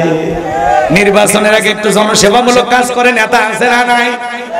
দেখবেন কাঁচা রাস্তায় ইট পেরে দিচ্ছে আমার এলাকায়। আমি তখন বললাম, ভাই ইট পারতেছেন ব্যাপারটা কি? বলে আপনাদের ছেলে স্কুলে যায়, কাদো মাটি হলে আপনারা হাটে বাজারে যাইতে পারেন না, আপনাদের কষ্টের কথা মনে হলে রাতে আমার ঘুম আসে না। এই যে আপনাদের রাস্তা ডেলিভারি রোড, কত কথা নেতা আছে না নাই? রাস্তার অবস্থা কি বেহাল দশা? সত্য না মিথ্যা বলেন? কিন্তু নির্বাচনের আগে দেখবেন একটু টুকটুক করে ঠিকঠাক করতেছে, আর বলতেছে শোনেন আপাতত ইট পারিয়া দিয়ে গেলা, আর ভবিষ্যতে আমার মার্কায় সিল মেরে যদি এলাকার নেতা বানায় দিতে পারেন, আমার 1 নাম্বার টার্গেট কাঁচা রাস্তা পাকা করে দেবে। জনগণ বিশ্বাস করে যখন ভোটটা দেয়, দেখবেন মার্কা থাকে যে কয়দিন নেতার আনা গোনা সে কয়দিন। রাস্তাঘাটে দোকানপাটে নেতা খুঁজে পাওয়া যায়, সাইজ চলে আসে, রাস্তার ভিক্ষুক মহিলা চাপিয়ে ধরে সেলফি তোলে, টাকা দেয়। রাস্তার ভিক্ষুক মহিলা টাকা দেয়, কয়দিন নেতা করে কয়ে ছবি তোলে, ছবি তোলে, আর বলে দেখেন একটা ভিক্ষুকের সাথে আমাদের নেতা কি ব্যবহার করল, মনে হয় জীবন চমর ফারুক। এ কথা এগুলো ইমোশন নিয়ে খেলিয়া যখন নেতা হয়, গরিব মানুষ ওর বাড়ি যায় 3 দিন বসে থাকে, তাও দরজা খোলে না। ওই জন্য বাজার নির্বাচনের মার্কা থাকে যে কয়দিন নেতার আনাগোনা সে কয়দিন। ওই ভোট চাওয়ার জন্য নেতা অলি গলি যে কায়দায় ঘরে নির্বাচিত হওয়ার পরে 5 বছর যদি ওইভাবে অলি গলি ঘরে নেতার মার্কা লাগবে না, রাস্তাঘাটে কাঁঠাল গাছে আম গাছে বিদ্যুতের খুঁটিতে ব্যানার বানায়া লম্বা লম্বা ছবির পোস্টার দিয়া নেতার ছবি ঝুলান লাগবে না। কাজের মতো কাজ করলে নেতাকে মানুষ কলিজা দিয়ে ভালোবাসে। নেতার মার্কায় জায়গা মতো সিল মেরে পাস করা, কিন্তু ওরা খালি ব্যানারওয়ালা নেতা আছে। কথা কন ঈদের আগে কি সুন্দর ব্যানার বানিয়ে নেতার ছবি সহ লেখে, আমি অমুক নেতা, পবিত্র ঈদ উল ফিতরের শুভেচ্ছা, আমি অমুক নেতা সেরাগালি বদনা ঈদুল আজহার শুভেচ্ছা। ওই ব্যানারের পেছনে যে টাকাটা ব্যয় করে ওই টাকা দিয়ে যদি গরিব দুঃখীকে লাচ্চা সেমাই কিনে খাওয়াইতো, কাপড় পোশাক কিনে দিত, ঘর বাড়ি ঠিক করে দিত, ওই জনগণ কলিজা দিয়ে দোয়া করত। কথা বলে ঠিক কিনা? না ভাই, খালি সব ব্যানারওয়ালা নেতা আছে। কষ্ট হচ্ছে হোক, সমস্যা নেই। এগুলো বাস্তবতা একটু বলা লাগবে, বুঝে শুনে স্লোগান দিবেন। আর আপনি আমি কম খারাপ না, 1.5 টাকার বিড়ি আর 3 টাকার চা খাইলে নির্বাচনের যে চা বৃষ্টি হওয়ার পরে খেরে পালার নিচ দিয়ে যে পানি যায় ওইটা রং, আর নির্বাচনের চায়ের রং হোমা।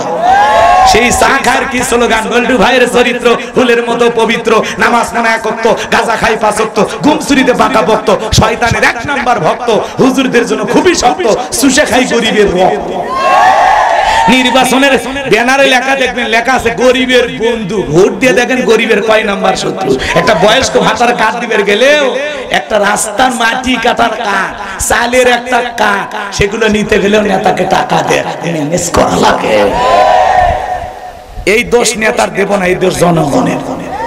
কারণ আপনার আমার ভিতরে ভেজাল আছে। আমার এক নানি নির্বাচনের পরের দিন এলাকায় গেছি, নানা দোয়া করিস প্রত্যেক বছর যেন একবার ভোট হয়। কে এক রাতে 4200 টাকা কামায়। নানি কেমনে? যত মার্কার লোক ঢুকছে নির্বাচনের আগে রাত, যেটাকে বলা হয় কালো রাত। আমার দরজায় এসে নক করছে, নানি বাড়িতে আছিস? বলে হ্যাঁ আছি। আমি উমুক মার্কার লোক, 500 টাকা দিলাম, ভোটটা আমারে দিও। অবশ্যই দিব ভাই। যত মার্কার লোক ঢুকছে ভাই, কারো মন বেজার করিনি, বয়স হয়ে গেছে, কার মনে দুঃখ দেব? পরের দিন সকালবেলা গুনে দেখি 4200 টাকা। যেই দেশের জনগণ নির্বাচনের আগে 500 টাকা, 1000 টাকা হাফ কেজি জিলাপির কাছে, 1 প্যাকেট সিগারেটের কাছে বিক্রি হয়, এমন জনগণ দিয়া দেশে ইসলাম কায়েম করা সম্ভব হবে না। দেশের জনগণ 1 নাম্বার, নেতা 1 নাম্বার, জনগণ 2 নাম্বার, নেতা হবে 6 নাম্বার। এক পাগল তেঁতুল গাছের নিচে হাত তুলে বলে, আল্লাহ এই তেঁতুল গাছে রাজশাহীর খোঁজ দিয়ে আম দে, রংপুরের হাড়িভাঙ্গা দে, সাপাহারের আম রূপালি মিষ্টি মিষ্টি কাটিমন আম দে। আল্লাহ তখন বলে, পাগল চোখটা খুলে দেখ কোন গাছের নিচে দোয়া ধরেছিস। তেঁতুল গাছের নিচে হাত তুলে কিয়ামত পর্যন্ত আম চাইলে যেমন পাওয়া যাবে না, নেতার কাছে ঘুষ খাইয়া নিজের আমানত 5 বছরের জন্য বিক্রি কইরা উমরের মতো নেতা চাইলে পাওয়া যাবে না। আপনি হাত তুলে যখন বলেন না এই দেশের নেতাদেরকে উমরের মতো বানাও, আল্লাহ বলে তোর দোয়া ঠিক আছে। কথা কন আগে উমরের থাকা, উমরের দেশে থাকার মতো জনগণ হওয়া লাগবে। গাছের গোড়া ঠিক, মাথা ঠিক, জনগণ ঠিক, দেশের নেতা ঠিক, আমরাই পরিবর্তন করতে পারবো। কথা বলে ঠিক কিনা? তালুকদার বংশের মতো কলিজা যদি বড় হয়, হাত তুলে বলতে পারবেন যে নির্বাচনকে কেন্দ্র করে জীবনে কোনোদিন চা বিড়ি সিগারেট খাবেন না, কোন নেতার কাছে ঘুষ নেবেন না। কে? হাত তোলেন তো দেখি। এরকম সাহস আছে? পারবেন তো ইনশাআল্লাহ?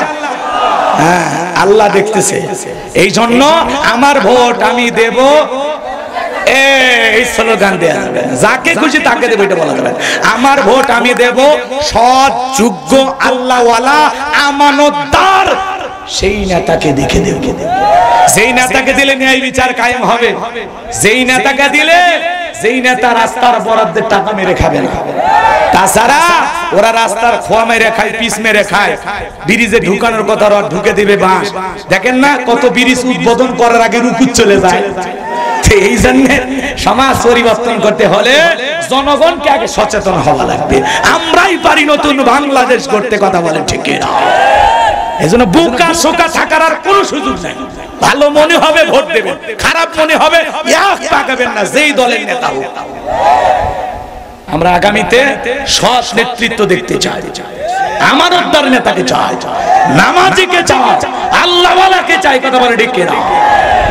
যেই নেতা এলাকার অভিভাবক যেমন কোন জায়গায় গেলে সে যেন জানাজার ইমামতি করাতে পারে, মসজিদে গেলে যেন ইমামতি করতে পারে, ইউনিয়ন পরিষদে গেলে যেন ইমামতি করতে পারে। কথা বলে ঠিক কিনা? থানার ওসি সাহেব তাকে হওয়া লাগবে যে ওসি সাহেব নিজে ইমামতি করবে আর তার পিছনে সমস্ত তার বাহিনী নামাজ আদায় করবে। তাহলে ওই ওসি কোনোদিন ঘুষ খাবে না, ওই চেয়ারম্যান কখনো ঘুষ খাবে না। কথা বলে ঠিক কিনা? আমার কথা অনেকের খারাপ লাগতেও পারে, একটু মেনে নেন। আমার ভাইয়েরা গভীর মনোযোগ দিয়ে শুনবেন। এইবার জনগণের খাজনা পরিশোধ করে দিল, জনগণ মনে মনে খুশি হয়ে গেল। ওই দেশের বাদশা যিনি ছিল বার্ধক্যজনিত কারণে, বাজান গো আমার, ওই দেশের একজন মন্ত্রী ছিল, মন্ত্রী মারা গেল। এইবার জনগণ সমর্থন দিয়া মিশরের মন্ত্রী গোরস্থানের দারোয়ানকে বানায় দিল, বার্ধক্যজনিত কারণে যখন বাদশা মারা গেল। এইবার ফিরাউন সমস্ত জনগণ ডেকে বলে, সমস্ত জনগণকে ডেকে বলে, শোনো, বাদশা মারা গেছে, বাদশা ছাড়া একটা দেশ চলতে পারে না, তোমরাই বলো এই মিশরের বাদশা হবে কি? সমস্ত জনগণ ডেকে বলে, আপনার চরিত্র আগেই দেখা হয়ে গেছে, আপনি যদি মিশরের বাদশা হন আমাদের কারো কোনো আপত্তি নাই। এইবার জনগণের সমর্থন পাইয়া এক চান্সে মিশরের বাদশা হয়ে যাওয়ার পরে ক্ষমতার চেয়ারে যখন ফিরাউন বসলো, মিশরের বাদশা হওয়ার পরে হামানকে ডেকে বলে, হামান, আজ থেকে তুই হবি আমার মন্ত্রী আর আমি হব বাদশা। আজ থেকে দুইজন মিলে সুন্দর করে দেশ পরিচালনা করব। ফিরাউন ক্ষমতার চেয়ারে বসার পরে রাতের বেলায় ঘুমাইতে গেলে ঘুম চোখে আসে না, আজে বাজে স্বপ্ন দেখে ঘুম থেকে লাফায় লাফায় ওঠে। এইভাবে যখন ঘুম হয় না, তার দরবারে জ্যোতিষী ছিল 400। এই 400 জ্যোতিষীর লিডারের নাম হলো দবিরা, বয়স হলো 320 বছর। দবিরাকে ডেকে বলে, দবিরা, কেন জানি রাতের বেলায় ঘুমাইতে পারি না, আজে বাজে স্বপ্ন দেখে লাফায় লাফায় উঠি, কি যেন হয়েছে, একটু গবেষণা করে দেখো তোমার ভাগ্যে কি আছে। এইবার দবিরা গবেষণা করে বলে, নেতা, যদি আপনি তরমুজের কাতার লেবার ভবঘুরে যুবক, সেখান থেকে গোরস্থানের দারোয়ান, এরপরে মিশরের মন্ত্রী, বর্তমান রানিং বাদশা, আঙ্গুল ফুলা কলার গাছ, কিন্তু আপনার ভবিষ্যৎ জীবন বড় অন্ধকার। আগামী 3 মাসের মধ্যে বনি ইসরাইল সম্প্রদায়ের মধ্যে মুসা নামের একটা ছেলে জন্মগ্রহণ করবে। ওই মুসার কারণে রাজত্ব পাওয়ার ক্ষমতা থাকবে না। নেতারে, এমন কি আপনার জীবন যাওয়ার সম্ভাবনাও দেখা যায়। এই কথা শোনার পরে ফিরাউনের মাথা ঠান্ডা না গরম? যদি বলতো মুসাফিরে খানকা বানাবে, বসে বসে জিকির করবে, নামাজ পড়বে, তাহলে কি মন খারাপ করতো? আজও সমাজে দেখবে যারা খানকায় বসে হু হু করতেছে, লাফালাফি করতেছে, গাজার কলকিতে টান মেরে, ওদেরকে নিয়ে কেউ মাথা ব্যথা করে না, ওই খানকা বাবাকে নিয়ে টেনশন নাই।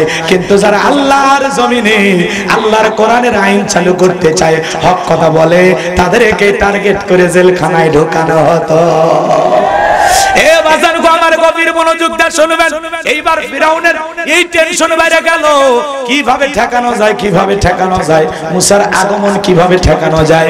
এইবার বাজান গো আমার, তার মন্ত্রী হামান, টাকো হামান, যার মাথায় কোনো চুল ছিল না, সাদে মাল নাই, বাম পাল্লট, পুরো মাথা ছিল ভারতের দমদম এয়ারপোর্ট। দেখেন না কিছু টক শোতে মাথায় চুল নাই, এরাই নাকি বুদ্ধিজীবী, কিন্তু সব সময় ইসলামের বিরুদ্ধে কথা বলে, আলেমদের বিরুদ্ধে কথা বলে। এরা বুদ্ধিজীবী নাম রূপী শয়তান। কথা কর, ইসলামের মানতে বাধ্য। কি করতে চাও? এইবার হামান ডেকে বলে, নেতা, যত ছেলে সন্তান জন্মগ্রহণ করবে জবাই করে করে বিদায় করে দেব, তাহলে আপনার মুসার আগমন ঘটবে না। এই কথা শোনার পরে ফিরাউন ডেকে বলে, হামান, আসলে তোর মাথায় বুদ্ধি আছে, তবে শোন, ছেলেগুলোকে জবাই করবি, মেয়েগুলোকে জবাই করবি না, কারণ ছেলেদের মধ্যে আমার শত্রু আছে, মেয়েদের মধ্যে কোনো শত্রু নাই। তার মানে চোর হলেও মানুষ ভালো, মোবাইল নিয়ে গেল, সিম কার্ড খুলে দিয়ে গেল। কথা বলেন ঠিক কি না? এইবার সন্তান জবাই করা শুরু হয়ে গেল, হাজার হাজার সন্তান জবাই করতেছে বাজার। 3 মাস পরে দবিরাকে বলে, দবিরা, এইবার ভাগ্য গবেষণা করে দেখো, আমার পথের কাটা মুসা বললো না, বাঁচলো। এইবার দবিরা ভাগ্য গবেষণা করে বলে, নেতা, যদিও বনি ইসরাইল মায়ের বুক খালি কইরা হাজার হাজার সন্তান জবাই করেছেন, কিন্তু আপনার পথের কাটা মুসা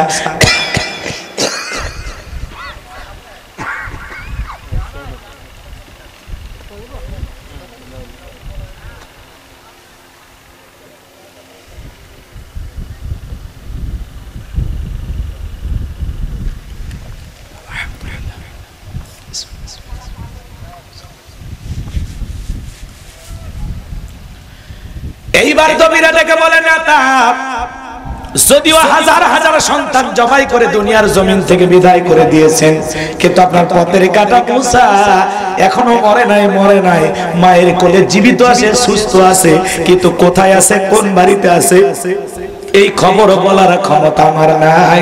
চিৎকার মেরে বলেন মারহাবা।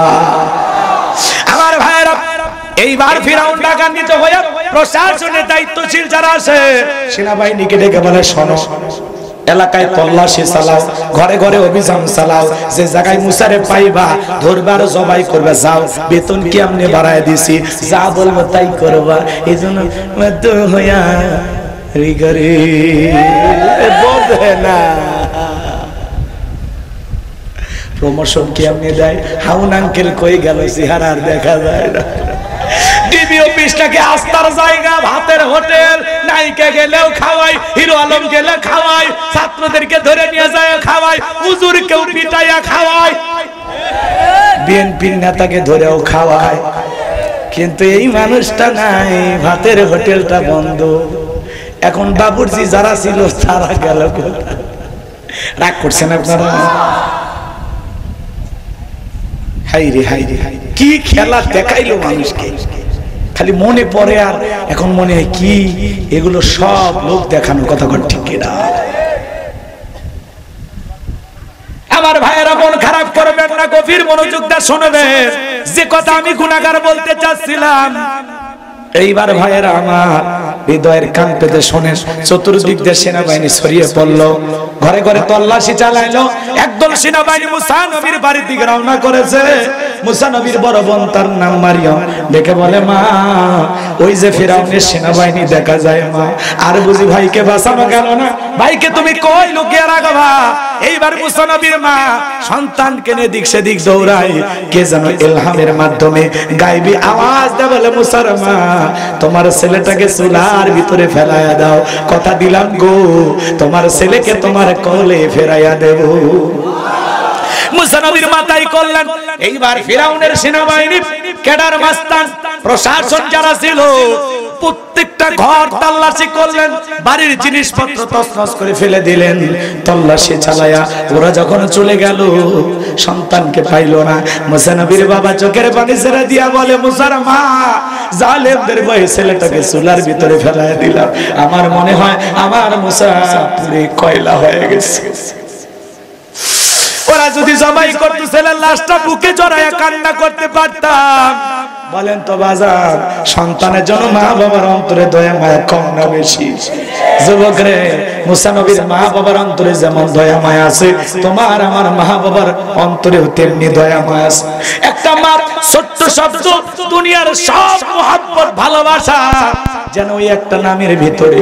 যুবক, মায়ের সাথে কোনোদিন বেয়াদবি করা যাবে না। মার মনে কখনো কষ্ট দিও না, চোখ রাগায়া কথা বলো না। মা, মা গর্ভ ধারণ করেছে, তোমাকে আমাকে পেটে নিয়ে অনেক কষ্ট করেছে, প্রসবের যন্ত্রণা সহ্য করেছে, বুকের দুধ পান করাইছে, মুখে ভাষা ছিল না, মা কান্নার ভাষা বুঝতো। একটু কান্না করে চোখ দিয়ে পানি ফেলাইলে মা বুকে জড়ায়নি, তোর বলতো আমার কলিজা কান্না করছে, আমার সোনা কান্না করেছে। কেন কান্না করছে বাবু, তুমি জানো না? তোমার মা একটু কাজ করতেছে। মা পাগল পারা হয়ে যেত। দেখেন না আপনার বিবি আপনার সন্তানটাকে কেমন ভালোবাসে, ঠিক আপনার মা আপনাকে তেমনি ভালোবাসা দিয়েছে। কথা বলে আজকে সুন্দরী বউ পায়ে ভুলে গেলে, মা বাবার কথা সব ভুলে গেলে, এত স্বার্থপর হইতে পারলি? হে যুবক, এতটা বেঈমান হতে পারলি? সামান্য শ্বশুরের অর্থ পাইয়া, একটা পালসার ডিসকভার পাইয়া, মা বাবার এতদিনের অবদান সব ভুলে গেলে। কথা বলে থাকে। তোদের পায়ে হাত দিয়ে অনুরোধ করি, খবরদার মা বাবার মনে কখনো কষ্ট দিও না। ওয়াকাদ রাব্বুকা আল্লা তা'বুদু ইল্লা ইয়্যাহু ওয়া বিল ওয়ালিদাইনি ইহসানা। আল্লাহ বলে, আমার ইবাদত করো, আমার গোলামি করো, আমার ইবাদতের সাথে কাউকে শরীক করো না। আমি আল্লাহর সাথে কাউকে শরীক করো না। আমার ইবাদতের পর তোমাদের দায়িত্ব মাতা পিতার খেদমত করা, তাদের সাথে উত্তম আচরণ ব্যবহার করা। সুবহানাল্লাহ। পিতা মাতার খেদমত করবে। হে যুবক, তুমি তোমার মা বাবার সাথে যে আচরণ করবা, ঠিক তোমার সন্তান তোমার সাথে একই রকম আচরণ করবে। এই জন্য ভুলে যাও, আজকে তুমি যেটা করতেছো অপেক্ষা করো, তোমার সন্তান তোমার সাথে তাই করবে। তাহলে পিতামাতার খেদমত কারা কারা করবেন? দুই হাত তুলে দেখান। আল্লাহ আমাদের পিতামাতার খেদমতকারী সন্তান হিসেবে কবুল করেন, জোরে বলুন আমিন। সময় নাই, থাকলে আধা ঘন্টা পিতামাতার খেদমত নিয়ে আলোচনা করা যাইতো। আমার ভাইয়েরা গভীর মনোযোগ দিয়ে শোনেন। এইবার মুসা নবীর মা চুলার কাছে তাকায়া দেখে মুসা নবী চুলার ভিতরে পড়ে মুস্কি মুস্কি হাসে। একটু জোরে বলেন না সুবহানাল্লাহ। সন্তানকে কোলে জড়ায় নিলেন। কে জানে দেখে বলে মুসার মা, আর কতদিন জালেমদের ভয় লুকিয়ে রাখবা? সিন্ধুক একটা বানায়া দরিয়ার বুকে ভাসায় দাও। কথা দিলাম গো, তোমার সন্তানকে আবার তোমার কোলে ফেরায় দেব। মুসা নবীর মা টেনশনে পড়ে গেলেন, সিন্ধুক পাবেন কোথায়? সকালবেলা কে যেন ডেকে বলে মিস্ত্রি লাগবে মা, আমি একজন মিস্ত্রি। মুসা নবীর মা ডেকে বলে এদিকে আসো। জীবনে কোনোদিন মিস্ত্রি বলে তো কেউ ডাক দেয় নাই, তুমি কিসের মিস্ত্রি? এইবার কাছে এসে ডেকে বলে মা, আপনি যদি মনে করেন আপনার একটা সন্তানকে সিন্ধুকে তেলে দরিয়ার বুকে ভাসায় দিবেন, আপনি চাইলে এরকম সিন্ধুক আমি বানায় দিতে পারি। মুসা নবীর মা ডেকে বলে মিস্ত্রি, তুমি তোমার মনের কথা বলেছ, এইরকম একটা সিন্ধুক তোমার দরকার। আল্লাহু আকবার বলেন। আর ভাইরা মুসা নবীর মাকে মিস্ত্রি ডেকে বলে মা, ভিতর থেকে একটু পানি নিয়ে আসেন, যন্ত্রপাতি আছে ধার দেবার জন্য পানি লাগতে পারে, আবার না হলেও চলবে। মুসা নবীর মা ভিতর থেকে পানি নিয়ে আসা দেখে মিস্ত্রি সুন্দর একটা সিন্ধুক বানায়া দাঁড়িয়ে আছে। এইবার সিন্ধুকটা হাতের মধ্যে দিয়া মিস্ত্রি শুধু দৌড়াই, পেছন থেকে মুসা নবীর মা ডেকে বলে মিস্ত্রি, এই বিপদের দিনে এত বড় উপকার করলা, লোহার পয়সা কিনিবা না, কাঠের পয়সা কিনিবা না, তোমার পারিশ্রমিকের দামটা কিনিবা না। মিস্ত্রি ডেকে বলে মা, যারা বিপদে পড়ে আমি তাদের উপকার করি, বিনিময়ে টাকা পয়সা গ্রহণ করি না। মুসা নবীর মা ডেকে বলে মিস্ত্রি, এই বিপদের দিনে এত বড় উপকার করলা, লোহার পয়সাও নিবা না, কাঠের পয়সাও নিবা না, পারিশ্রমিকের দামটাও নিবা না, অন্তত তোমার নামটা বলে যাও, মাঝে মাঝে তোমার কথা মনে হলে আল্লাহর কাছে তোমার জন্য দোয়া করব। মিস্ত্রি ডেকে বলে মা, আমি দুনিয়ার সাধারণ কোনো মিস্ত্রি না, আমি আল্লাহর ফেরেশতা, আমার নাম হলো জিবরাইল।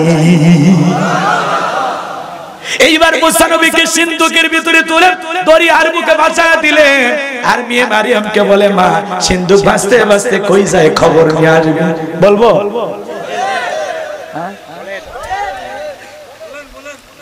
আপনাদের সময় কিন্তু শেষ, বলবো? তাহলে আরো যদি আধা ঘন্টা লাগে থাকবে? কারা কারা দুই হাত তোলেন, লিল্লাহি তাকবীর। শোনেন, শুরু করছি যখন ফেরাউনক মারিয়ে সুবেদারি চলে, ও ক্ষমতার চেয়ার ছুঁয়ে গেলে ঘুম হবে, ও তো ক্ষমতায় আছে, ওকে সাইজ করি, কথা কন ঠিক না? আমার ভাইয়েরা মজা পাবেন, যত সামনে যাব এখন খালি মজাই লাগবে। লিল্লাহি তাকবীর। এইবার সিন্ধুক ভাসতে ভাসতে ফিরাউনের ঘাটে গেল। ওই দিন ফিরাউন তার প্রিয়তমা স্ত্রী আসিয়াকে নিয়ে আসতে সমুদ্রের সৈকতে হাওয়া খাইতে। কাফের হওয়ার পরে মাঝে মাঝে বউকে নিয়ে বিনোদন করতেন। এজন্য আপনাদের উদ্দেশ্যে বলতে চাই, মাঝে মাঝে বউকে নিয়ে এখানে সেখানে ঘুরতে যাবেন, পিকনিক স্পট গুলোতে যাবেন, কথা কয় না? মাঝে মাঝে বউকে নিয়ে সমুদ্রের সৈকতে কক্সবাজার কুয়াকাটায় চলে যাবেন, যাবেন, কোনো সমস্যা নাই, তবে পর্দা করায় না। কি করায়? কথা কয় না? বউকে পর্দা করায়। এখন বউকে বেপর্দাই নিয়ে চলাফেরা করবেন, তাহলে তো হবে না। কথা বলে ঠিক কিনা? রাগ করতেছেন আপনারা? এদিক খেয়াল করেন, অনেক ছেলে পেলে আছে বউকে নিয়ে কক্সবাজার যায়, হ্যাঁ, বউকে ঘোড়ার উপর তুলে দেয়, তারপরে ওই জায়গায় ক্যামেরাম্যান থাকে, ওইগুলো দিয়ে সুন্দর সুন্দর ছবি, হ্যাঁ, সমুদ্রের ঢেউয়ের সাথে বউ লাফাচ্ছে, হাফ প্যান্ট করে গোসল করছে, সেগুলো ছবি ফেসবুকে ছাড়ে। আহ, প্রিয়তমাকে নিয়ে কক্সবাজারে স্মৃতি মধুর কিছুদিন, কয়েকটি ছবি বন্ধুদেরকে দেখার জন্য আপলোড করলাম। যেই যুবক তার বইয়ের ছবি ফেসবুকে ছাড়ে, একটা ছোট লোক, পার্সোনাল জিনিস, ঘরের জিনিস, নিজে একা একার জিনিস ফেসবুকে বইয়ের ছবি ছাড়া যায় না। কথা বলতে কি রাগ করছেন আপনারা? বোকা কোথাকা। কসমেটিক কিনে দেয়, শাড়ি গহনা কিনে দেয় মানুষকে দেখানোর জন্য না। আল্লাহ যুবকদের হেদায়েত দান করুক, জোরে বলো না আমিন। কষ্ট হয়, কষ্ট হোক, সমস্যা নেই। বউকে নিয়ে যাবেন বোরকা পরায়, পর্দা করায়, সুন্দর করে কক্সবাজারে ঘুরবেন, আর বলবেন বিবি তাকায় দেখো সমুদ্রে কি সুন্দর, আল্লাহর কত অপরূপ সৃষ্টি, সমুদ্রের ঢেউ, পাশে দাঁড়িয়ে আছে আমার সোনা বউ, জানবে না তো কেউ। বউ খুশি হয়ে যাবে। একটু একটু এখানে সেখানে ঘুরতে নিয়ে যাবেন, পারবেন তো ইনশাআল্লাহ? যেখানে ভদ্র লোকেরা যায়, তাই বলে বউকে নিয়ে সিনেমা হলে যান না, কথা কয় না? যেখানে সভ্য ভদ্র লোকেরা যায়, যাবেন তো ইনশাআল্লাহ? আমার ভাইয়েরা, লম্বা হবে, লম্বা করব না। এইবার ফিরাউনের সেনাবাহিনী সিন্দুকটাকে তোলার পরে নেতার সামনে হাজির হয়ে গেছে। ফিরাউন ডেকে বলে, সিন্দুকটা খোলো তো দেখি। এইবার যখন সিন্দুকটা খোলা হলো, সবাই তাকায় দেখে, মনে হয় আকাশের পূর্ণিমার চাঁদ সিন্দুকের ভিতরে ধরা দিয়েছে। কি সুন্দর চেহারা দেখা আসিয়ার চক্ষু শীতল হয়ে গেছে। ফিরাউন ডেকে বলে, তরবারি আন, সবাই করে এটাই মুসা। আসিয়া বলে, থামো, খালি মারা শিখছো, এতগুলো মাল্লা তাও কি শান্তি পাইলা না? ও স্বামী, এই সালেরটাকে মারার আগে আমি তোমার কাছে একটা প্রশ্ন করতে যাই। এই যে সিন্দুকের কাঠ দেখা যায়, ও স্বামী দেখো তো এমন কাঠ কি তোমার দেশে আছে? এইবার ফেরাউন সিন্দুকটা নাইরা ছেড়ে ডেকে বলে, বিবি এমন কাঠ আমি কেন, আমার বাপ দাদা 14 পুরুষ কেউ দেখে নাই। আসিয়া দেখে বলে, স্বামী এটা ভিন দেশি কারো সন্তান, বাঁচতে বাঁচতে আমার দেশে এসেছে, এই ছেলেটাকে আমি মারতে দেব না।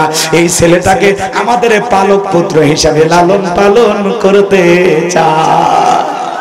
আল্লাহর খেলা বোঝা বড় যায়। ওয়ামা কারু ওয়ামা কারাল্লাহ আল্লাহু খায়রুল মাকিরিন। খেলা কা যে খুঁজতেছে মারার জন্য, আল্লাহ তারই দায়িত্ব দিল লালন পালন করার জন্য। কথা আছে, যেখানে বাঘের ভয় সেখানে রাত হয়। আল্লাহু আকবার বলে। আসিয়ার কথা শুনে ফিরাউন চিন্তা করলে, এতগুলো মারলাম, বউ একটা ছেলে দেখে বায়না করছে, যা পালার জন্য মাইনে নিলাম। ফিরাউনও রাজি হয়ে গেল। এইবার আসিয়া বলে, খালি রাজি হলে হবে না, সন্তান আমাদের, দুধ খাওয়াকে কে খাওয়াবে? রাজ্যের ভিতরে ঘোষণা দেন, ফিরাউনের ছেলে সন্তান যে দুধ পান করাবে মাসে মাসে বেতনও দেবে। মারহাবা কর, বুঝেন না? ভালো করে বোঝার চেষ্টা করবেন বাজান গো আমার। এইবার রাজ্যের ভিতরে ঘোষণা করা হল, ফিরাউনের ছেলে সন্তান যে দুধ পান করাবে মাসে মাসে বেতন দেওয়া হবে। হাজার হাজার নারীরা লাইন দিয়েছে, মুসা নবীকে কোলের মধ্যে নেয়, স্তন খুলে মুখ লাগায় দেয়। আল্লাহ নবী কোন মহিলার স্তনে দুধ পান করে না। সমস্ত নারীরা ব্যর্থ হয়ে চলে গেল। এইবার তার বড় মনের কথা মনে আসে না নাই, ডেকে বলে, ও রানী আসিয়া, আমার কাছে এমন একটা ধাত্রীর খবর আছে, আমার বিশ্বাস এই সন্তান তার দুধ পান করবে। কোথায় সে মহিলা? কৌশলে কথা বলা লাগবে, কথা বলেন ঠিক কিনা? এইবার বাজান গো আমার, আল্লাহর নবী মুসা আলাইহিস সালামের মাকে ফিরাউনের দরবারে নিয়ে আসা হলো। মুসা নবীর মা সন্তানকে কোলের মধ্যে নিয়ে, আমার ভাইরা যখন স্তন খুলে মুখ লাগা দিয়েছেন, আল্লাহ নবী মুসা আলাইহিস সালাম মায়ের স্তনে দুধ খাওয়া শুরু করেছেন। বলেন না সুবহানাল্লাহ। নবীদেরকে শিশুকাল থেকে জ্ঞানী বানিয়েছেন কে? এইবার আসিয়া দেখে বলে, আপনার বেতন ডাবল, থাকার কোয়ার্টার ফ্রি। মুসা নবীর মা দেখে বলে, রানী আসিয়া, সন্তানকে যদি দুধ পান করাইতে চান আপনার বাড়িতে না, সন্তান থাকবে আমার বাড়িতে। বলে, আমি তাতেও রাজি, মাঝে মাঝে সন্তানটাকে আমার একটু দেখায় দিবেন। কথায় আছে, মায়ের চাইতে মাসির দরদ বেশি। সন্তান কার কোলে আসিয়া কি জানে? কষ্ট পাচ্ছেন আপনারা? এইবার বাজান গো আমার, মুসা নবীর মা পৃথিবীর প্রথম মা, যে মা তার আপন সন্তানকে দুধ পান করানোর বিনিময়ে মাসে মাসে বেতন পেয়েছিল। সুবহানাল্লাহ বলে। এইবার মুসা নবীকে নিয়ে এই আলোচনাগুলো করতে গেলে আরো লম্বা হবে, একটু কাটছাট করে সংক্ষিপ্ত করে বলি, বিরক্ত হচ্ছেন। মুসা নবী চলাফেরার বয়সে উপনীত হয়ে গেল। আসিয়া একদিন ডেকে বলে, শোনো, সন্তানটাকে কোলে নাও, আদর করো, মানুষ দেখলে মনে করবে ছেলে তোমার না, ধরো একটু কোলে নাও। দেখবেন মাঝে মাঝে মা বোনেরা বিরক্ত হয়ে গেলে সন্তানকে কোলে দেয়, দেয় না? আপনাদের স্ত্রীরা দেয় না? কথা কয় না? সন্তান কোলে দেখি বলে, সামলাও, বাপের মতোই খারাপ হয়েছে, জ্বালায়া মারলো। কথা কন ঠিক কিনা? এরকম বলে কিনা? সন্তান খারাপ হলে বলে, বাপের কিছু ছাড়েনি, বাপ একটা হারামি ছেলে হয়েছে, ডবল হারাম, বলে কি? আর যদি সন্তান ভালো হয়, কয় মা যে ভালো, ও ভালো হলে সব গুণ মায়ের, আর খারাপ হলে সব গুণ বাপের। আছে আছে আমার ভাইয়েরা, ও আপনার মুসলমান বাবাজিরা, হৃদয়ের কান পেতে কথাগুলো শুনে যান। মুসা নবীকে কোলের মধ্যে নিয়া কি সুন্দর চেহারা দেখে মায়া লাগে। সুমা খাওয়ার নিয়তে যখন ফেরাউন ঠোঁট দুইটা বাড়াইছে, মুসা নবী এমন একটা থাপ্পড় গালের মধ্যে বসায় দিয়েছে, শিশুকালের থাপ্পড় খায়া ফেরাউন চিৎকার মেরে উঠছে। আশেপাশের জনগণ দৌড়ে এসে বললেন, এত জোরে চিৎকার মারলেন, ব্যাপারটা কি? ছেলে থাপ্পড় মারছে, এ কথা জনগণকে বললে কি ইজ্জত থাকে? বলে, আমার বাড়ি আমি চিল্লাইছি, আমি তোদেরকে ডাকছি, দূর হয়ে যা। এই কথা বলে ওদেরকে তাড়িয়ে দেওয়ার পরে আসিয়াকে ডাকে, বলে আসিয়া আয় আয় আয়, তাড়াতাড়ি করে আয়। আসিয়া বলে, কি হয়েছে? সারের মতো চিল্লাও কে?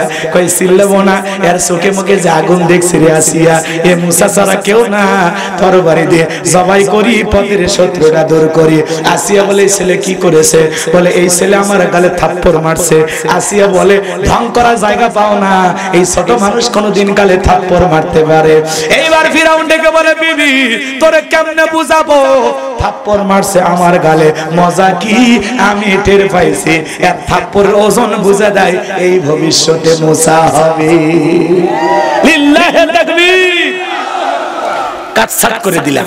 মুসা নবীর বয়স হয়ে গেল 25 বছর। কয় বছর?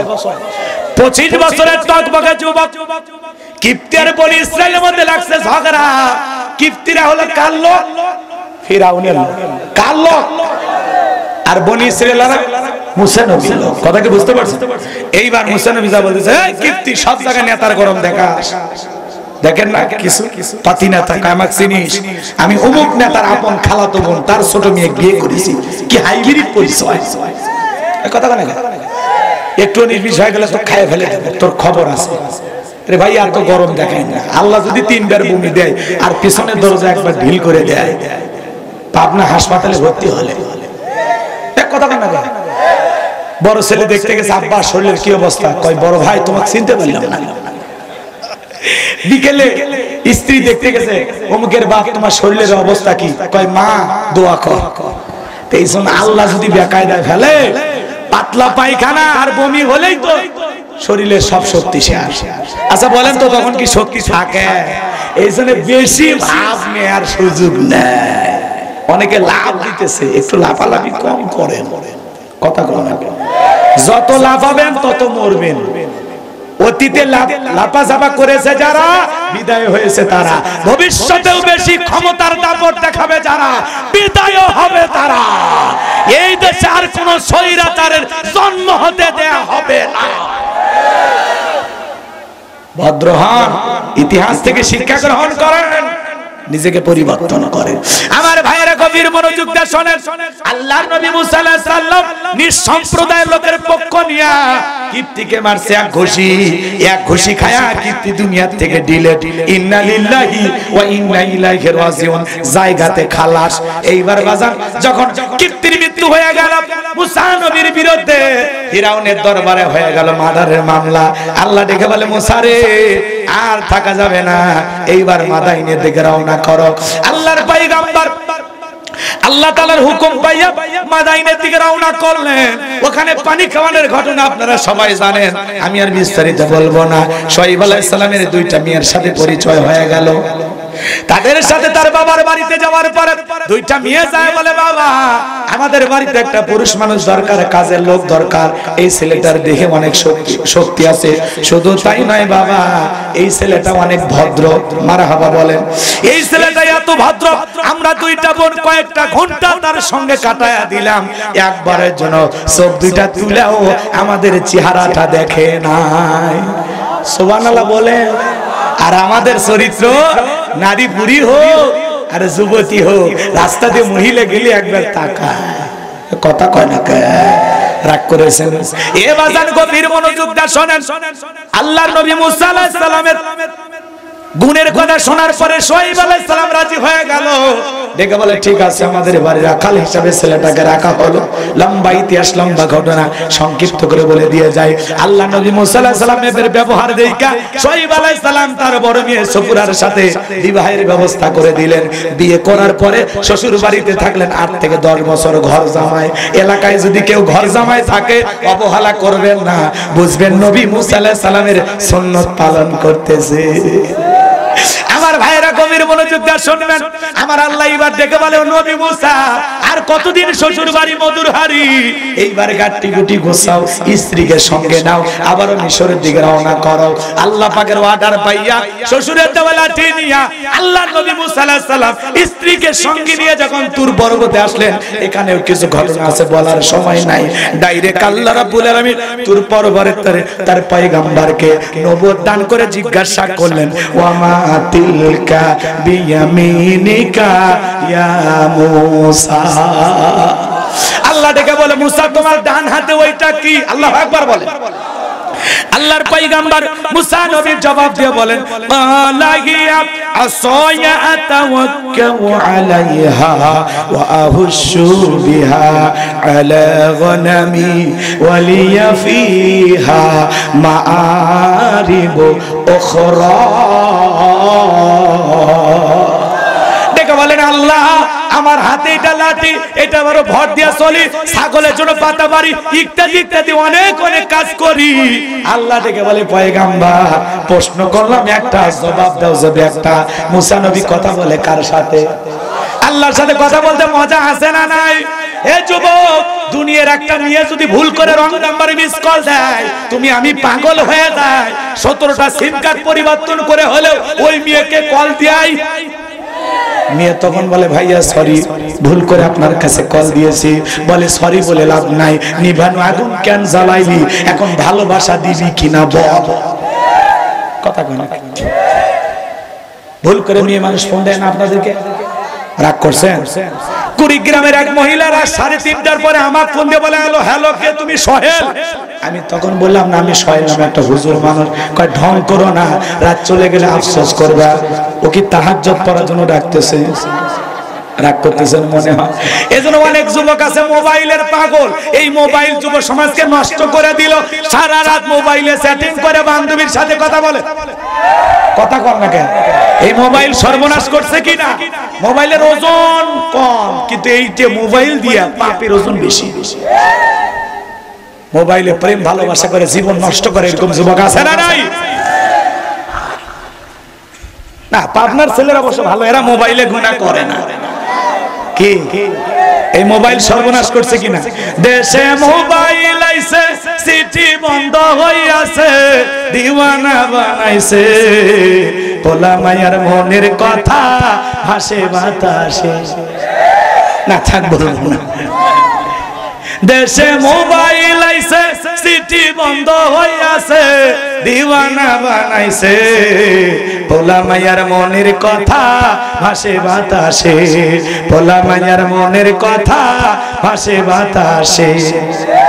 ও দেখো পোলা পানের মন বাদা ফেসবুকে এখন, ও দেখো পোলা পানের মন বাদা ফেসবুকে এখন, মোবাইলে চ্যাটিং কইরা কাটাই সারাক্ষণ। এই মোবাইল পাইয়া দেখো মদনের মাইয়া, এই মোবাইল পাইয়া দেখো মদনের মাইয়া কি কাণ্ড ঘটাইছে, স্বামী সংসার রাইখা নাকি পালাইয়া গেছে। সে যে স্বামী সংসার রাইখা নাকি পালাইয়া গেছে। দেশে মোবাইল আইছে, সিটি বন্ধ হইয়াছে, দিওয়ানা বানাইছে, পোলা মায়ার মনের কথা ভাসে বাতাসে। ও দেশে টিকটক আসিয়া সব গেল ভাসিয়া। কথা কয় না? মহিলা মানুষ রান্না করে ওটা টিকটক ভিডিও করে, মাছ করে তার টিকটক ভিডিও করে, স্বামীর সাথে যদি একটু গল্প করে তারও টিকটক ভিডিও করে। টিকটকের নিশা আছে না নাই? দেশে টিকটক আসিয়া সব গেল ভাসিয়া, সিদ্দিক সোরা নায়ক হইছে আইডি খুলিয়া। এই মোবাইলে হাই কি জাদু আছে ভাই, এই মোবাইলে হাই কি জাদু আছে ভাই, পোলা পান বুঝাছে, পড়ালেখা তুইলা রাখছে সপ্তম আকাশে, পড়ালেখা তুইলা রাখছে সপ্তম আকাশে। আল্লাহ যুবকদের হেদায়েত দান করুন, জোরে বলুন আমিন। আমার ভাইয়েরা লম্বা হবে, লম্বা করব না। হে যুবক, তোমাদের পায়ে হাত দিয়ে অনুরোধ করে বলে যাই, বিয়ের আগে অবৈধ প্রেম ভালোবাসা করা যাবে? জোরে বলেন যাবে? 20 বছর বয়স হয় নাই, বাড়িতে এসে বলে, আব্বা উত্তরপাড়া লাকিকে কথা দিয়েছি, রাজি থাকলে 1 চাপুন, না হলে 2 চাপুন। পিতামাতার পছন্দের মেয়েকে বিবাহ করবা, জীবনে অনেক সুখ পাইবারে যুবক। সামনের দিকে যায়, লম্বা হবে, লম্বা করব না। আল্লাহ নবী মুসা ডেকে বলে, আল্লাহ আমার হাতে এটা লাঠি, এইটার উপর ভর দিয়ে চলি, ছাগলের জন্য পাতা পারি, ইত্যাদি ইত্যাদি অনেক অনেক কাজ করি। আল্লাহ ডেকে বলে, পয়গম্বর এতগুলো কথা তো আমি জানতে চাই নাই, আমি আল্লাহ রাব্বুল আলামিন সবই জানি। সুবহানাল্লাহ বলেন। মুসা নবী কথা বাড়িয়েছেন কেন? কারণ আল্লাহর সাথে যত কথা বাড়াবেন তত বেশি আল্লাহর কুদরতি জবানের মধুর কথা শুনতে পাবেন। সুবহানাল্লাহ বলেন। এরপরে আল্লাহ রাব্বুল আলামিন বলেন, ওয়ালা আলকিহা ইয়া মুসা। আল্লাহ ডেকে বলে, মুসা তোমার হাতের লাঠিটা এবার নিক্ষেপ করো। ফাআলকাহা ফাইযা হিয়া হাইয়াতুন তাসআ। লাঠিটা নিক্ষেপ করা মাত্র হয়ে গেল বিশাল বড় একটা সাপ। মুসা নবী বলে, বাপ রে বাপ, এই যে সাপের সাপ, আমার বংশ করে দিবে সাপ। আল্লাহর পয়গম্বর ভয়ে এইবার দৌড়াইতে লাগলেন। আমার আল্লাহ রাব্বুল আলামিন তখন বলেন, ওয়াদহুম ইয়াদাকা ইলা জানাহিকা তাখরুজু বাইদা মিন গায়রি সুইন আয়াতান উখরা। ও নবী মুসা, ভয় পেও না, আমি আল্লাহ লাঠিকে সাপ বানাইছি, আবার সাপের দিকে হাত বাড়াও, পূর্বের মতো লাঠি বানায়া দেব। পয়গম্বর এরকম ধরতে গেছে, আবার কি হয়ে গেছে? সাপ কি হয়ে গেছে? এটার নাম কি বলেন তো? মুজিজা। বলেন এর নাম কি? বলেন এর নাম কি? ভাই ভাই আর কষ্ট দিব না, এই 10-15 মিনিটের মধ্যে দোয়া করে দেব, খালি শেষ ফিনিশিং, ফাইনাল খেলা খেলে দাও। কথা কন লিল্লাহি তাকবীর। আমার ভাইরা গভীর মনোযোগ দিয়ে শুনবেন। আল্লাহ রাব্বুল আলামিন তার পয়গম্বর মুসা নবীকে জানায় দিলেন, পয়গম্বর শুধুমাত্র লাঠিটা ধরো, ভয় পেও না, আমি আল্লাহ তাআলা পূর্বের মতো আবার লাঠি বানায় দেব। সাপ ধরা মাত্র লাঠি হয়ে গেছে, আল্লাহর মুজিজা। এরপরে আল্লাহ রাব্বুল আলামিন বলেন, লিনুরিয়াকা মিন আয়াতিনাল কুবরা। আল্লাহ রাব্বুল আলামিন বলেন, আমি পয়গম্বর মুসা আলাইহিস সালামকে কুদরতের দুইটা নিদর্শন দিলাম। এক নাম্বার, লাঠি ফেলালে সাপ হয়, আর 2 নাম্বার হলো বগলের নিচে থেকে হাত বের করলে ধবধবে উজ্জ্বল সাদা হয়, লাইটিং করে, সূর্যের মতো চন্দ্রের মতো কি সুন্দর আলো দেয়। সুবহানাল্লাহ বলে। মানে এরকম একটা হাত, কিন্তু বগলের নিচে থেকে বের করলে কি হয়? আলো দেয়, ঝলমল করে, জ্যোতি ছড়ায়। সুবহানাল্লাহ বলেন।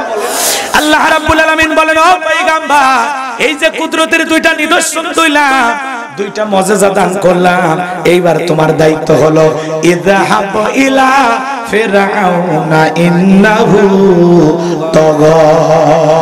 ও নবী মুসা, এইবার ফিরআউনের নিকট চলে যাও, ফিরআউন সীমা লঙ্ঘন করেছে, যাও আর নিকট দাওয়াত দাও, যায় বলে, ফিরআউন ফিরে তোর বানানো আইন দিয়ে মিশর চলবে না, এখন থেকে মিশর পরিচালনা হবে আল্লাহর আইন দিয়া। আলালাহুল খালক ওয়াল আম, সৃষ্টি যার, আইন চলবে সে আল্লাহর। 53 বছরে বহু মানুষের শাসন ক্ষমতা আপনারা দেখেছেন, আগামীতে আল্লাহর কোরআনটা দিয়ে দেশটা চললে কেমন দেখা যায়। আল্লাহর আইন এই জমিনে চালু করতে চান কারা? 2 হাত তুলে দেখান তো তারা। লিল্লাহি তাকবীর। জমিন যার, মনে থাকবে তো ইনশাআল্লাহ, খালি আবেগে হাত তোলেন না। কথা বোঝেন নাই? ঠিক আছে তো আমার ভাইরা, লম্বা হবে, আমি লম্বা করতেছি না। মুসা আলাইহিস সালাম ডেকে বলে, আল্লাহ আপনি কি ভুলে গেছেন আমি ফিরআউনের দরবারে মার্ডার কেসের আসামি, গেলে তো ফাঁসি দিয়ে মারবে। কথা বলে কি দিয়ে মারবে? আরো জোরে বল।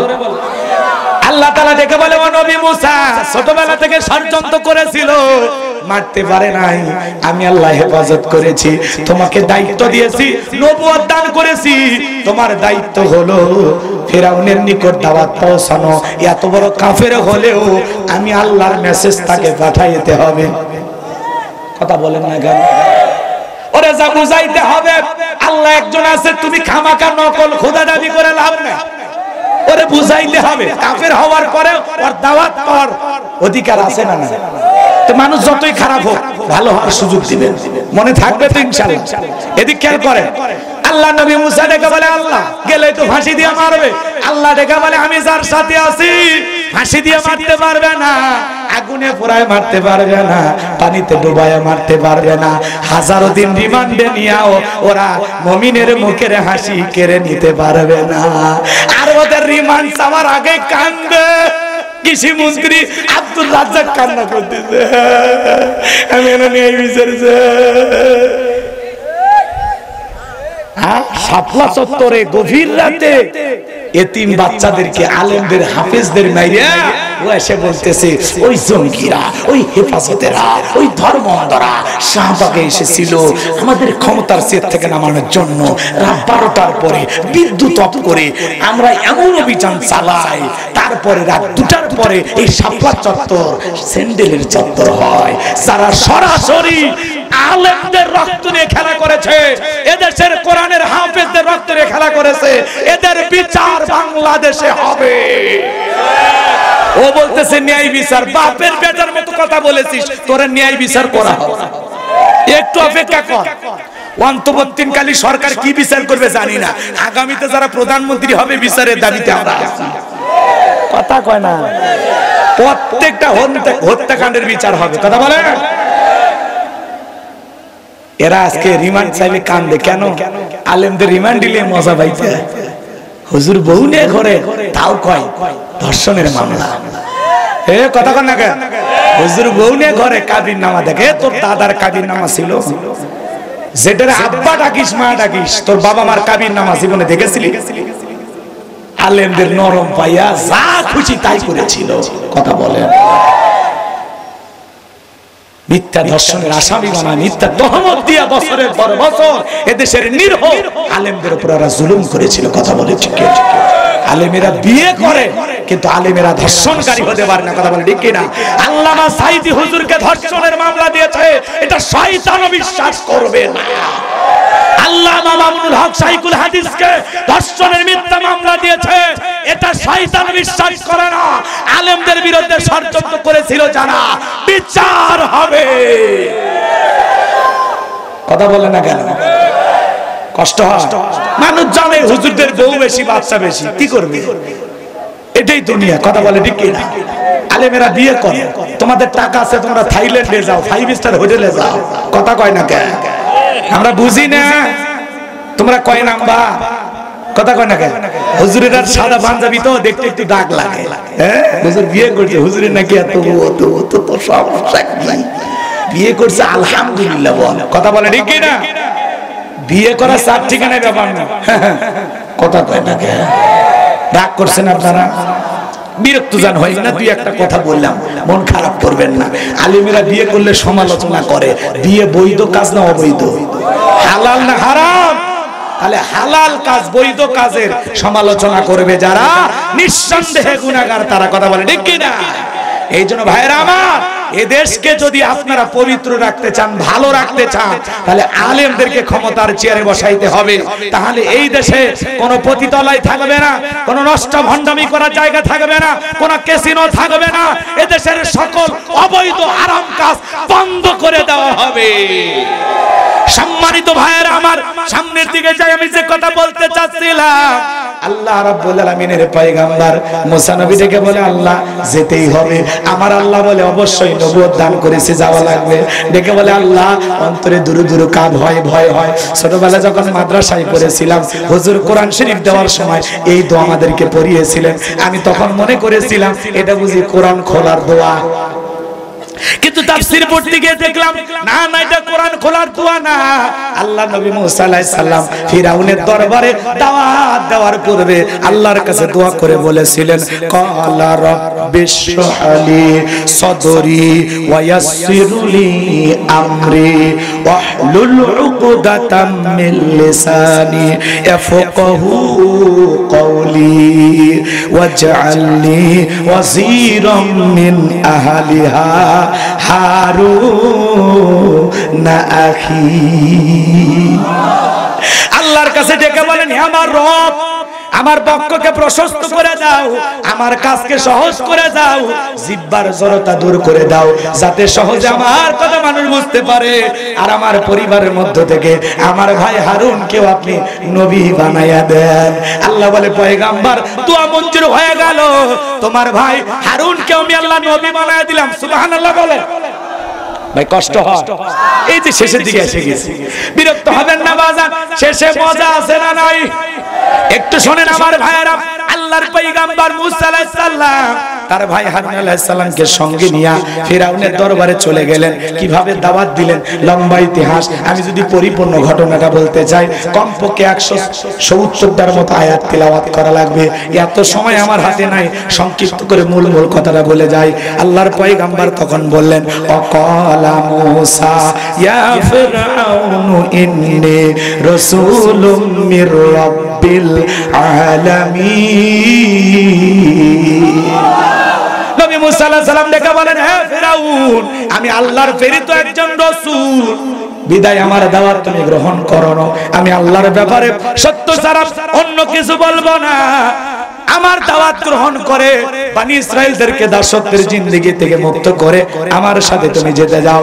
এই কথা শোনার পরে ফিরাউন তখন বলে, ক্বালা ইন কুনতা জিতা বিআয়াতিন ফাআতি বিহা ইন কুনতা মিনাস সাদিকিন। ফিরাউন ডেকে বলে, সত্যি যদি তুমি নিজেকে নবী বলে দাবি করো, স্পষ্ট দলিল প্রমাণ যদি তোমার কাছে কিছু থাকে সেটা আমার সামনে হাজির করো। তুমি যে তোমার দাবিতে নবী, এটা যদি সত্যি হয় তাহলে প্রমাণটা কি হাজির করো।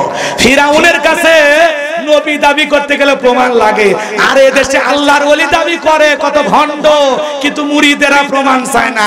একটা গাঞ্জার পোটলা দিলেই কয় বাবা বাসি গাঞ্জা বাবা, এই কথা কয় না। আমার ভাইয়ের আল্লাহর নবী মুসা আলাইহিস সালাম তখন আল্লাহর দেয়া দুইটা মুজিজা দেখাইলেন, লাঠি ফেলাইলেন, সাপ হয়ে গেল, বগলের নিচে হাত বের করলেন, ধবধবে উজ্জ্বল সাদা দেখালো। এইটা দেখার পরে ফিরাউনের লোকেরা ডেকে বলে, ক্বালুল মালাউ মিন কওমি ফিরআউনা ইন্না হাযা লাসাহিরুন আলীম। ফিরাউনের সমস্ত দলবল এমপি মন্ত্রী যারা আছে ওরা তখন ডেকে বলতেছে, নিঃসন্দেহে এই ছেলেটা মস্ত বড় জাদুকর, নবী দেখায় মুজিজা আর ওরা বলে এটা জাদু। কথা কি বুঝতে পারতেছে? এইবার ফিরাউন ডেকে বলে, আমার এমপি মন্ত্রীরা, তাহলে বলো এই ছেলের বিরুদ্ধে আমাদের পদক্ষেপ কি গ্রহণ করা যায়। এইবার সমস্ত এমপি মন্ত্রীরা ডেকে বলে, নেতা যেহেতু সেও জাদু দেখাইছে, আমরাও জাদুর খেলা দেখাবো। এই দেশে জাদুকরের অভাব নাই, কারণ ওই সময় জাদুর ব্যাপক প্রচার প্রসার ছিল। তখন তারা কি করলো, শহর বন্দর থেকে ইয়াতু বিকুল্লি সাহিরিন আলিম, শহর বন্দর থেকে দক্ষতা সম্পন্ন, অভিজ্ঞতা সম্পন্ন জাদুকরদেরকে ফিরাউনের দরবারে উপস্থিত করা হলো। সমস্ত জাদুকররা ফিরাউনের দরবারে উপস্থিত হওয়ার পরে জাদুকররা ডেকে বলে, ও নেতা, আমরা যদি আপনার শত্রু মুসাকে পরাজিত করতে পারি আমাদের বেনিফিটটা কি, লাভটা কি, পুরস্কারটা কি? খেলার মাঠে নামার আগে জানার দরকার আছে না নাই, বিজয়ী দলের জন্য পুরস্কার কি থাকছে। এইবার ফিরাউনের কাছে সমস্ত জাদুকররা ডেকে বলে, নবী মুসাকে পরাজিত করলে আমাদের কি দেবেন আপনি, আমাদের কি লাভ, পুরস্কারটা কি? তখন ফিরাউন কি পুরস্কার ঘোষণা করেছিল জানেন? ক্বালা নাআম ওয়া ইন্নাকুম লামিনাল মুকাররাবিন, তোমরা হবে আমার নিকটতম লোক, এই দরবার হবে তোমাদের বসবাসের জায়গা, তোমরা সবাই আমার লোক। নেতা যদি বলে তুমি আমার লোক, আর কিছু লাগে? তাহলে ওই নেতার কথায় ক্রস ফায়ার করা যাবে, রাতকে দিন বানানো যাবে, দাড়ি টুপি আলাদাকে মিথ্যা জঙ্গি মামলা দিয়ে ফাঁসানো যাবে। কথা বলে ঠিক কিনা? কারণ ওটা নেতার লোক। ফিরাউন বলল, এই দরবার হবে বসবাসের জায়গা, তোমরা সবাই আমার নিকটতম ব্যক্তি। যারা রাস্তাঘাটে জাদু দেখায় এরা যদি রাজপ্রাসাদে জায়গা পায় আর কি লাগে ভাই? বিশাল বড় চাহিদা পূরণ করছে। এইবার বলতেছে বাড়ি ঘর তাহলে নতুন করে বানান, আমরা আপনার শত্রুকে পরাজিত করতেছি। এইবার হাজার হাজার দর্শক এক পাশে দাঁড়িয়েছেন মুসা এবং হারুন আলাইহিস সালাম, আর চতুর্দিকে দর্শক এবং সমস্ত জাদুকররা একত্রিত হইয়া মুসা আলাইহিস সালামকে ডেকে বলে, ও নবী মুসা, জাদুর তন্ত্র মন্ত্র বান আগে কে নিক্ষেপ করবে? আমরা আগে জাদু দেখাবো না তুমি আগে দেখাবা? মুসা আলাইহিস সালাম ডেকে বলে, আগে তোমরাই শুরু করো, ওস্তাদের মার শেষ। মারহাবা বলেন। এইবার জাদুকররা কি করলো জানেন? সমস্ত জাদুর বান নিক্ষেপ করলো। বাঁচানো আমার তারা বাঘ বানাইছে, ভাল্লুক বানাইছে, রশি বানাইছে, সাপ বানাইছে, মানুষের চোখে মুখে পর্যন্ত জাদু নিক্ষেপ করেছে। এত জাদু দেখানোর পরে সমস্ত জাদুঘরে ডেকে বলে, ও নবী মুসা, এইবার তুমি তোমার জাদুর বাণ নিক্ষেপ করো। সমস্ত জাদুর বাণ নিক্ষেপ করা যখন শেষ হয়ে গেল, ওদের চালান পাতি শেষ, আর কোনো তবিল নেই। কথা কি বুঝছেন? বাংলা কথা। ওদের জাদু যে দেখাবে এরকম আর কোনো কৌশল ক্যাপাসিটি জানা নাই। তখন বলতেছে, মুসা আমরা থেমে গেলাম, এবার তুমি শুরু করো। আল্লাহ রাব্বুল আলামিন বলেন, ওয়া ওয়াহাইনা ইলা মুসা আন আলকি আসাকা ফাইদা হিয়া তালকাফু মা ইয়াফিকুন। আল্লাহ তাআলা বলেন, আমি ওহীর মাধ্যমে নবী মুসাকে জানাই দিলাম, ও নবী মুসা, হাতের লাঠিটা শুধু ছেড়ে দিয়ে খেলা দেখো। আল্লাহু আকবার বল। পয়গম্বর হাতের লাঠি ধরেছিলেন, ছেড়ে দিলেন, বিশাল বড় সাপ হলো, যেই সাপের ঠোঁট নিচে আর মুখটা 80 ফিট উঁচু। আল্লাহু আকবার বলবেন না? সমস্ত জাদুর বাণ এক নিঃশ্বাসে খায়া ফিরাউনকে ডেকে বলে, ফিরাউন আরো কি জাদুর বাণ আছে? এই দৃশ্য দেখে ফিরাউনের পিছনের রাস্তা দিয়ে গরম হাওয়া বের হয়ে গেছে। আর ফিরাউন তখন বলল, এত আয়োজন করে লাভ কি? আর জাদুকররা তখন বুঝতে পেরেছেন নবী মুসা আলাইহিস সালাম যেটা দেখাইলো এটা জাদু না, যে আল্লাহর পক্ষে দাওয়াত দেয়, নিঃসন্দেহে এটা আল্লাহর কুদরতি শক্তি। কারণ জাদুঘর জাদুঘরকে চেনে, ডাক্তার ডাক্তার চেনে, শিক্ষক শিক্ষক চেনে, বক্তা বক্তা চেনে, হুজুর হুজুর চেনে, চোর আর এক চোরকে চেনে। কথা বোঝা গেল? যাই যে কাজের কাজী সেটা দেখেই বোঝে। কথা কোন ঠিক কিনা? রাগ করেছেন মুজিব? আমার ভাইরা গভীর মনোযোগ দিয়ে শুনবেন, শেষ করে দিচ্ছি, রাগ করবেন না বাজান। সমস্ত জাদুঘররা তখন কি করলো জানেন? আল্লাহ রাব্বুল আলামিন বলেন, ওয়া উলকিয়াস সাহারাতু সাজিদিন। সমস্ত জাদুকররা সিজদায় মাথাটা নত করলো এবং তারা ঘোষণা করলো, ক্বালু আমান্না বিরাব্বিল আলামিন রাব্বি মূসা ওয়া হারুন। বললো, আমরা ঈমান আনলাম বিশ্বের রবের প্রতি, যিনি মূসা এবং হারুনের প্রতি ভালো। সমস্ত জাদুকররা যখন কালেমা পড়ে মুসলমান হয়ে গেল, ঈমান গ্রহণ করলো, ফিরাউন তখন ডেকে বলে, আমার অনুমতি ছাড়া তোমরা ঈমান গ্রহণ করলা? তোমরা বুঝি আগে ষড়যন্ত্র করে রাখছিলা? ঠিক আছে, আমার অনুমতি ছাড়া ঈমান গ্রহণ করলাম, আমি তোমাদের হাত পা কেটে নেব, শুলিতে চড়াবো, ফাঁসি দিয়ে মারবো। নতুন ঈমানদার যারা কালেমা পড়ে মুসলমান হলো, ওরা তখন ডেকে বলে, তোর মতো জালেমের চামচামি করে মরার চাইতে আল্লাহর গোলামি করে মরাই ভালো। সুবহানাল্লাহ বলবেন? বলে, তোর মতো জালেমের সহযোগী হয়ে থাকার চাইতে নবী মুসার পক্ষে ঈমান গ্রহণ করে মরাই ভালো। আমরা মরণে ভয় পাই না, যারা আল্লাহর প্রিয় গোলাম এরা মরণে ভয় পায় না। কথা বলে ঠিক কি না? আমার ভাইয়েরা গভীর মনোযোগ দিয়ে শুনবেন, লম্বা হবে, লম্বা করব না। আল্লাহর পয়গম্বর দাওয়াত দিতে লাগলেন, তার অনুসারী বাড়তে লাগলো। এইবার ফাইনাল খেলা শুনে যান। এইবার ফিরাউন আল্লাহর নবী মুসা আলাইহিস সালাম এবং তার উম্মতদেরকে হত্যা করার জন্য 3 দিক দিয়ে আক্রমণ করেছেন। 3 দিক দিয়ে আক্রমণ করার পরে মুসা আলাইহিস সালাম এবং তার উম্মতেরা দৌড়াইতে দৌড়াইতে যখন দরিয়ার নিকটবর্তী হয়ে গেছে, এ বাজান গো আমার, এইবার মুসা আলাইহিস সালামের উম্মতেরা ডেকে বলে, পয়গম্বর, হয় ফিরাউনের সেনাবাহিনীর হাতে মরতে হবে, আর না হয় দরিয়ার পানিতে চুবায় মরা লাগবে। ভাই কষ্ট, দোয়া করে দে তাহলে। এই যে শেষ 2 মিনিট, 2-3 মিনিট, শোনেন শোনেন, দোয়া করবেন না? একটু বসেন, এখনই দোয়া হবে। লিল্লাহি তাকবীর। আমার ভাইরা গভীর মনোযোগ দিয়ে শুনবেন। আল্লাহর পয়গম্বর মুসা নবী ডেকে বলে, আমার উম্মতেরা ভয় পেও না, এখানে শুধু তোমরা আর আমি নাই, আমাদের সাথে আরেকজন আছেন। তিনি কে? তিনি রব, আমাদের পথ দেখাবেন।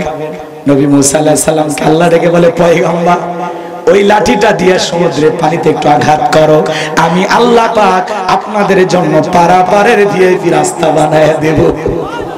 হালকা করে পানিতে মৃত আঘাত করলেন, আল্লাহ ভিআইপি রাস্তা বানায় দিলেন। সেই কথা আল্লাহ রাব্বুল আলামিন সূরা ইউনূসের ভিতরে জানায় দিলেন, আমি পয়গম্বর নবী মুসা এবং তার উম্মতদেরকে বিশাল দরিয়া পার করে দিলাম। বলেন সুবহানাল্লাহ। এইবার ফিরাউনের সেনাবাহিনী সাঙ্গ পাঙ্গ ফিরাউন এসে দেখে দরিয়ার মধ্যে ভিআইপি রাস্তা, ও মনে করছে ওর বাপ বানায় গেছে। তখন বলতেছে এই রাস্তা দিয়ে ওরা গেছে, সবাই ওঠো। সবাইকে নিয়ে যখন ওই দরিয়ার মধ্যবর্তী স্থানে চলে গেছে, আল্লাহ ডেকে বলে দরিয়ার পানি রে হুকুম মানো কার? বলে নিঃসন্দেহে আপনার। আল্লাহ ডেকে বলে পানি, এইবার তুই তোর খেলা দেখা। সমুদ্রের বুকে উথাল পাতাল ঢের সৃষ্টি হয়ে গেল। বাজান গো আমার, ফিরাউনের সেলা চামুন্ডা যা ছিল সব দরিয়ার পানি খায়া সুবে মরে শেষ। এখন বেঁচে আছে বড়রা। বেঁচে আছে কে? জোরে বলেন কে? ফিরাউন মরার আগে কি নাটক করেছিল জানেন? আল্লাহকে বলতেছে ক্বালা আমানতু আন্নাহু লা ইলাহা ইল্লাল্লাযী আমানাত বিহি বানু ইসরাঈলা ওয়া আনা মিনাল মুসলিমিন। ফিরাউন তখন বলল তুমি যারা কোনো মাবুদ নাই, কি কয় তুমি যারা কোনো ইলাহ নাই, আল্লাহ বনি ইসরাইল যে আল্লাহর প্রতি ঈমান এনেছে, আমিও সে আল্লাহর প্রতি ঈমান আনলাম। ওয়া আনা মিনাল মুসলিমিন, আল্লাহ আমি মুসলমান হয়ে গেছে, আর পানি খাওয়ায়ও না। কি কয় ফিরাউন? কি কয়? ওয়া আনা মিনাল মুসলিমিন, আল্লাহ আমি মুসলমান হয়ে গেছি, আর সুবাইও না।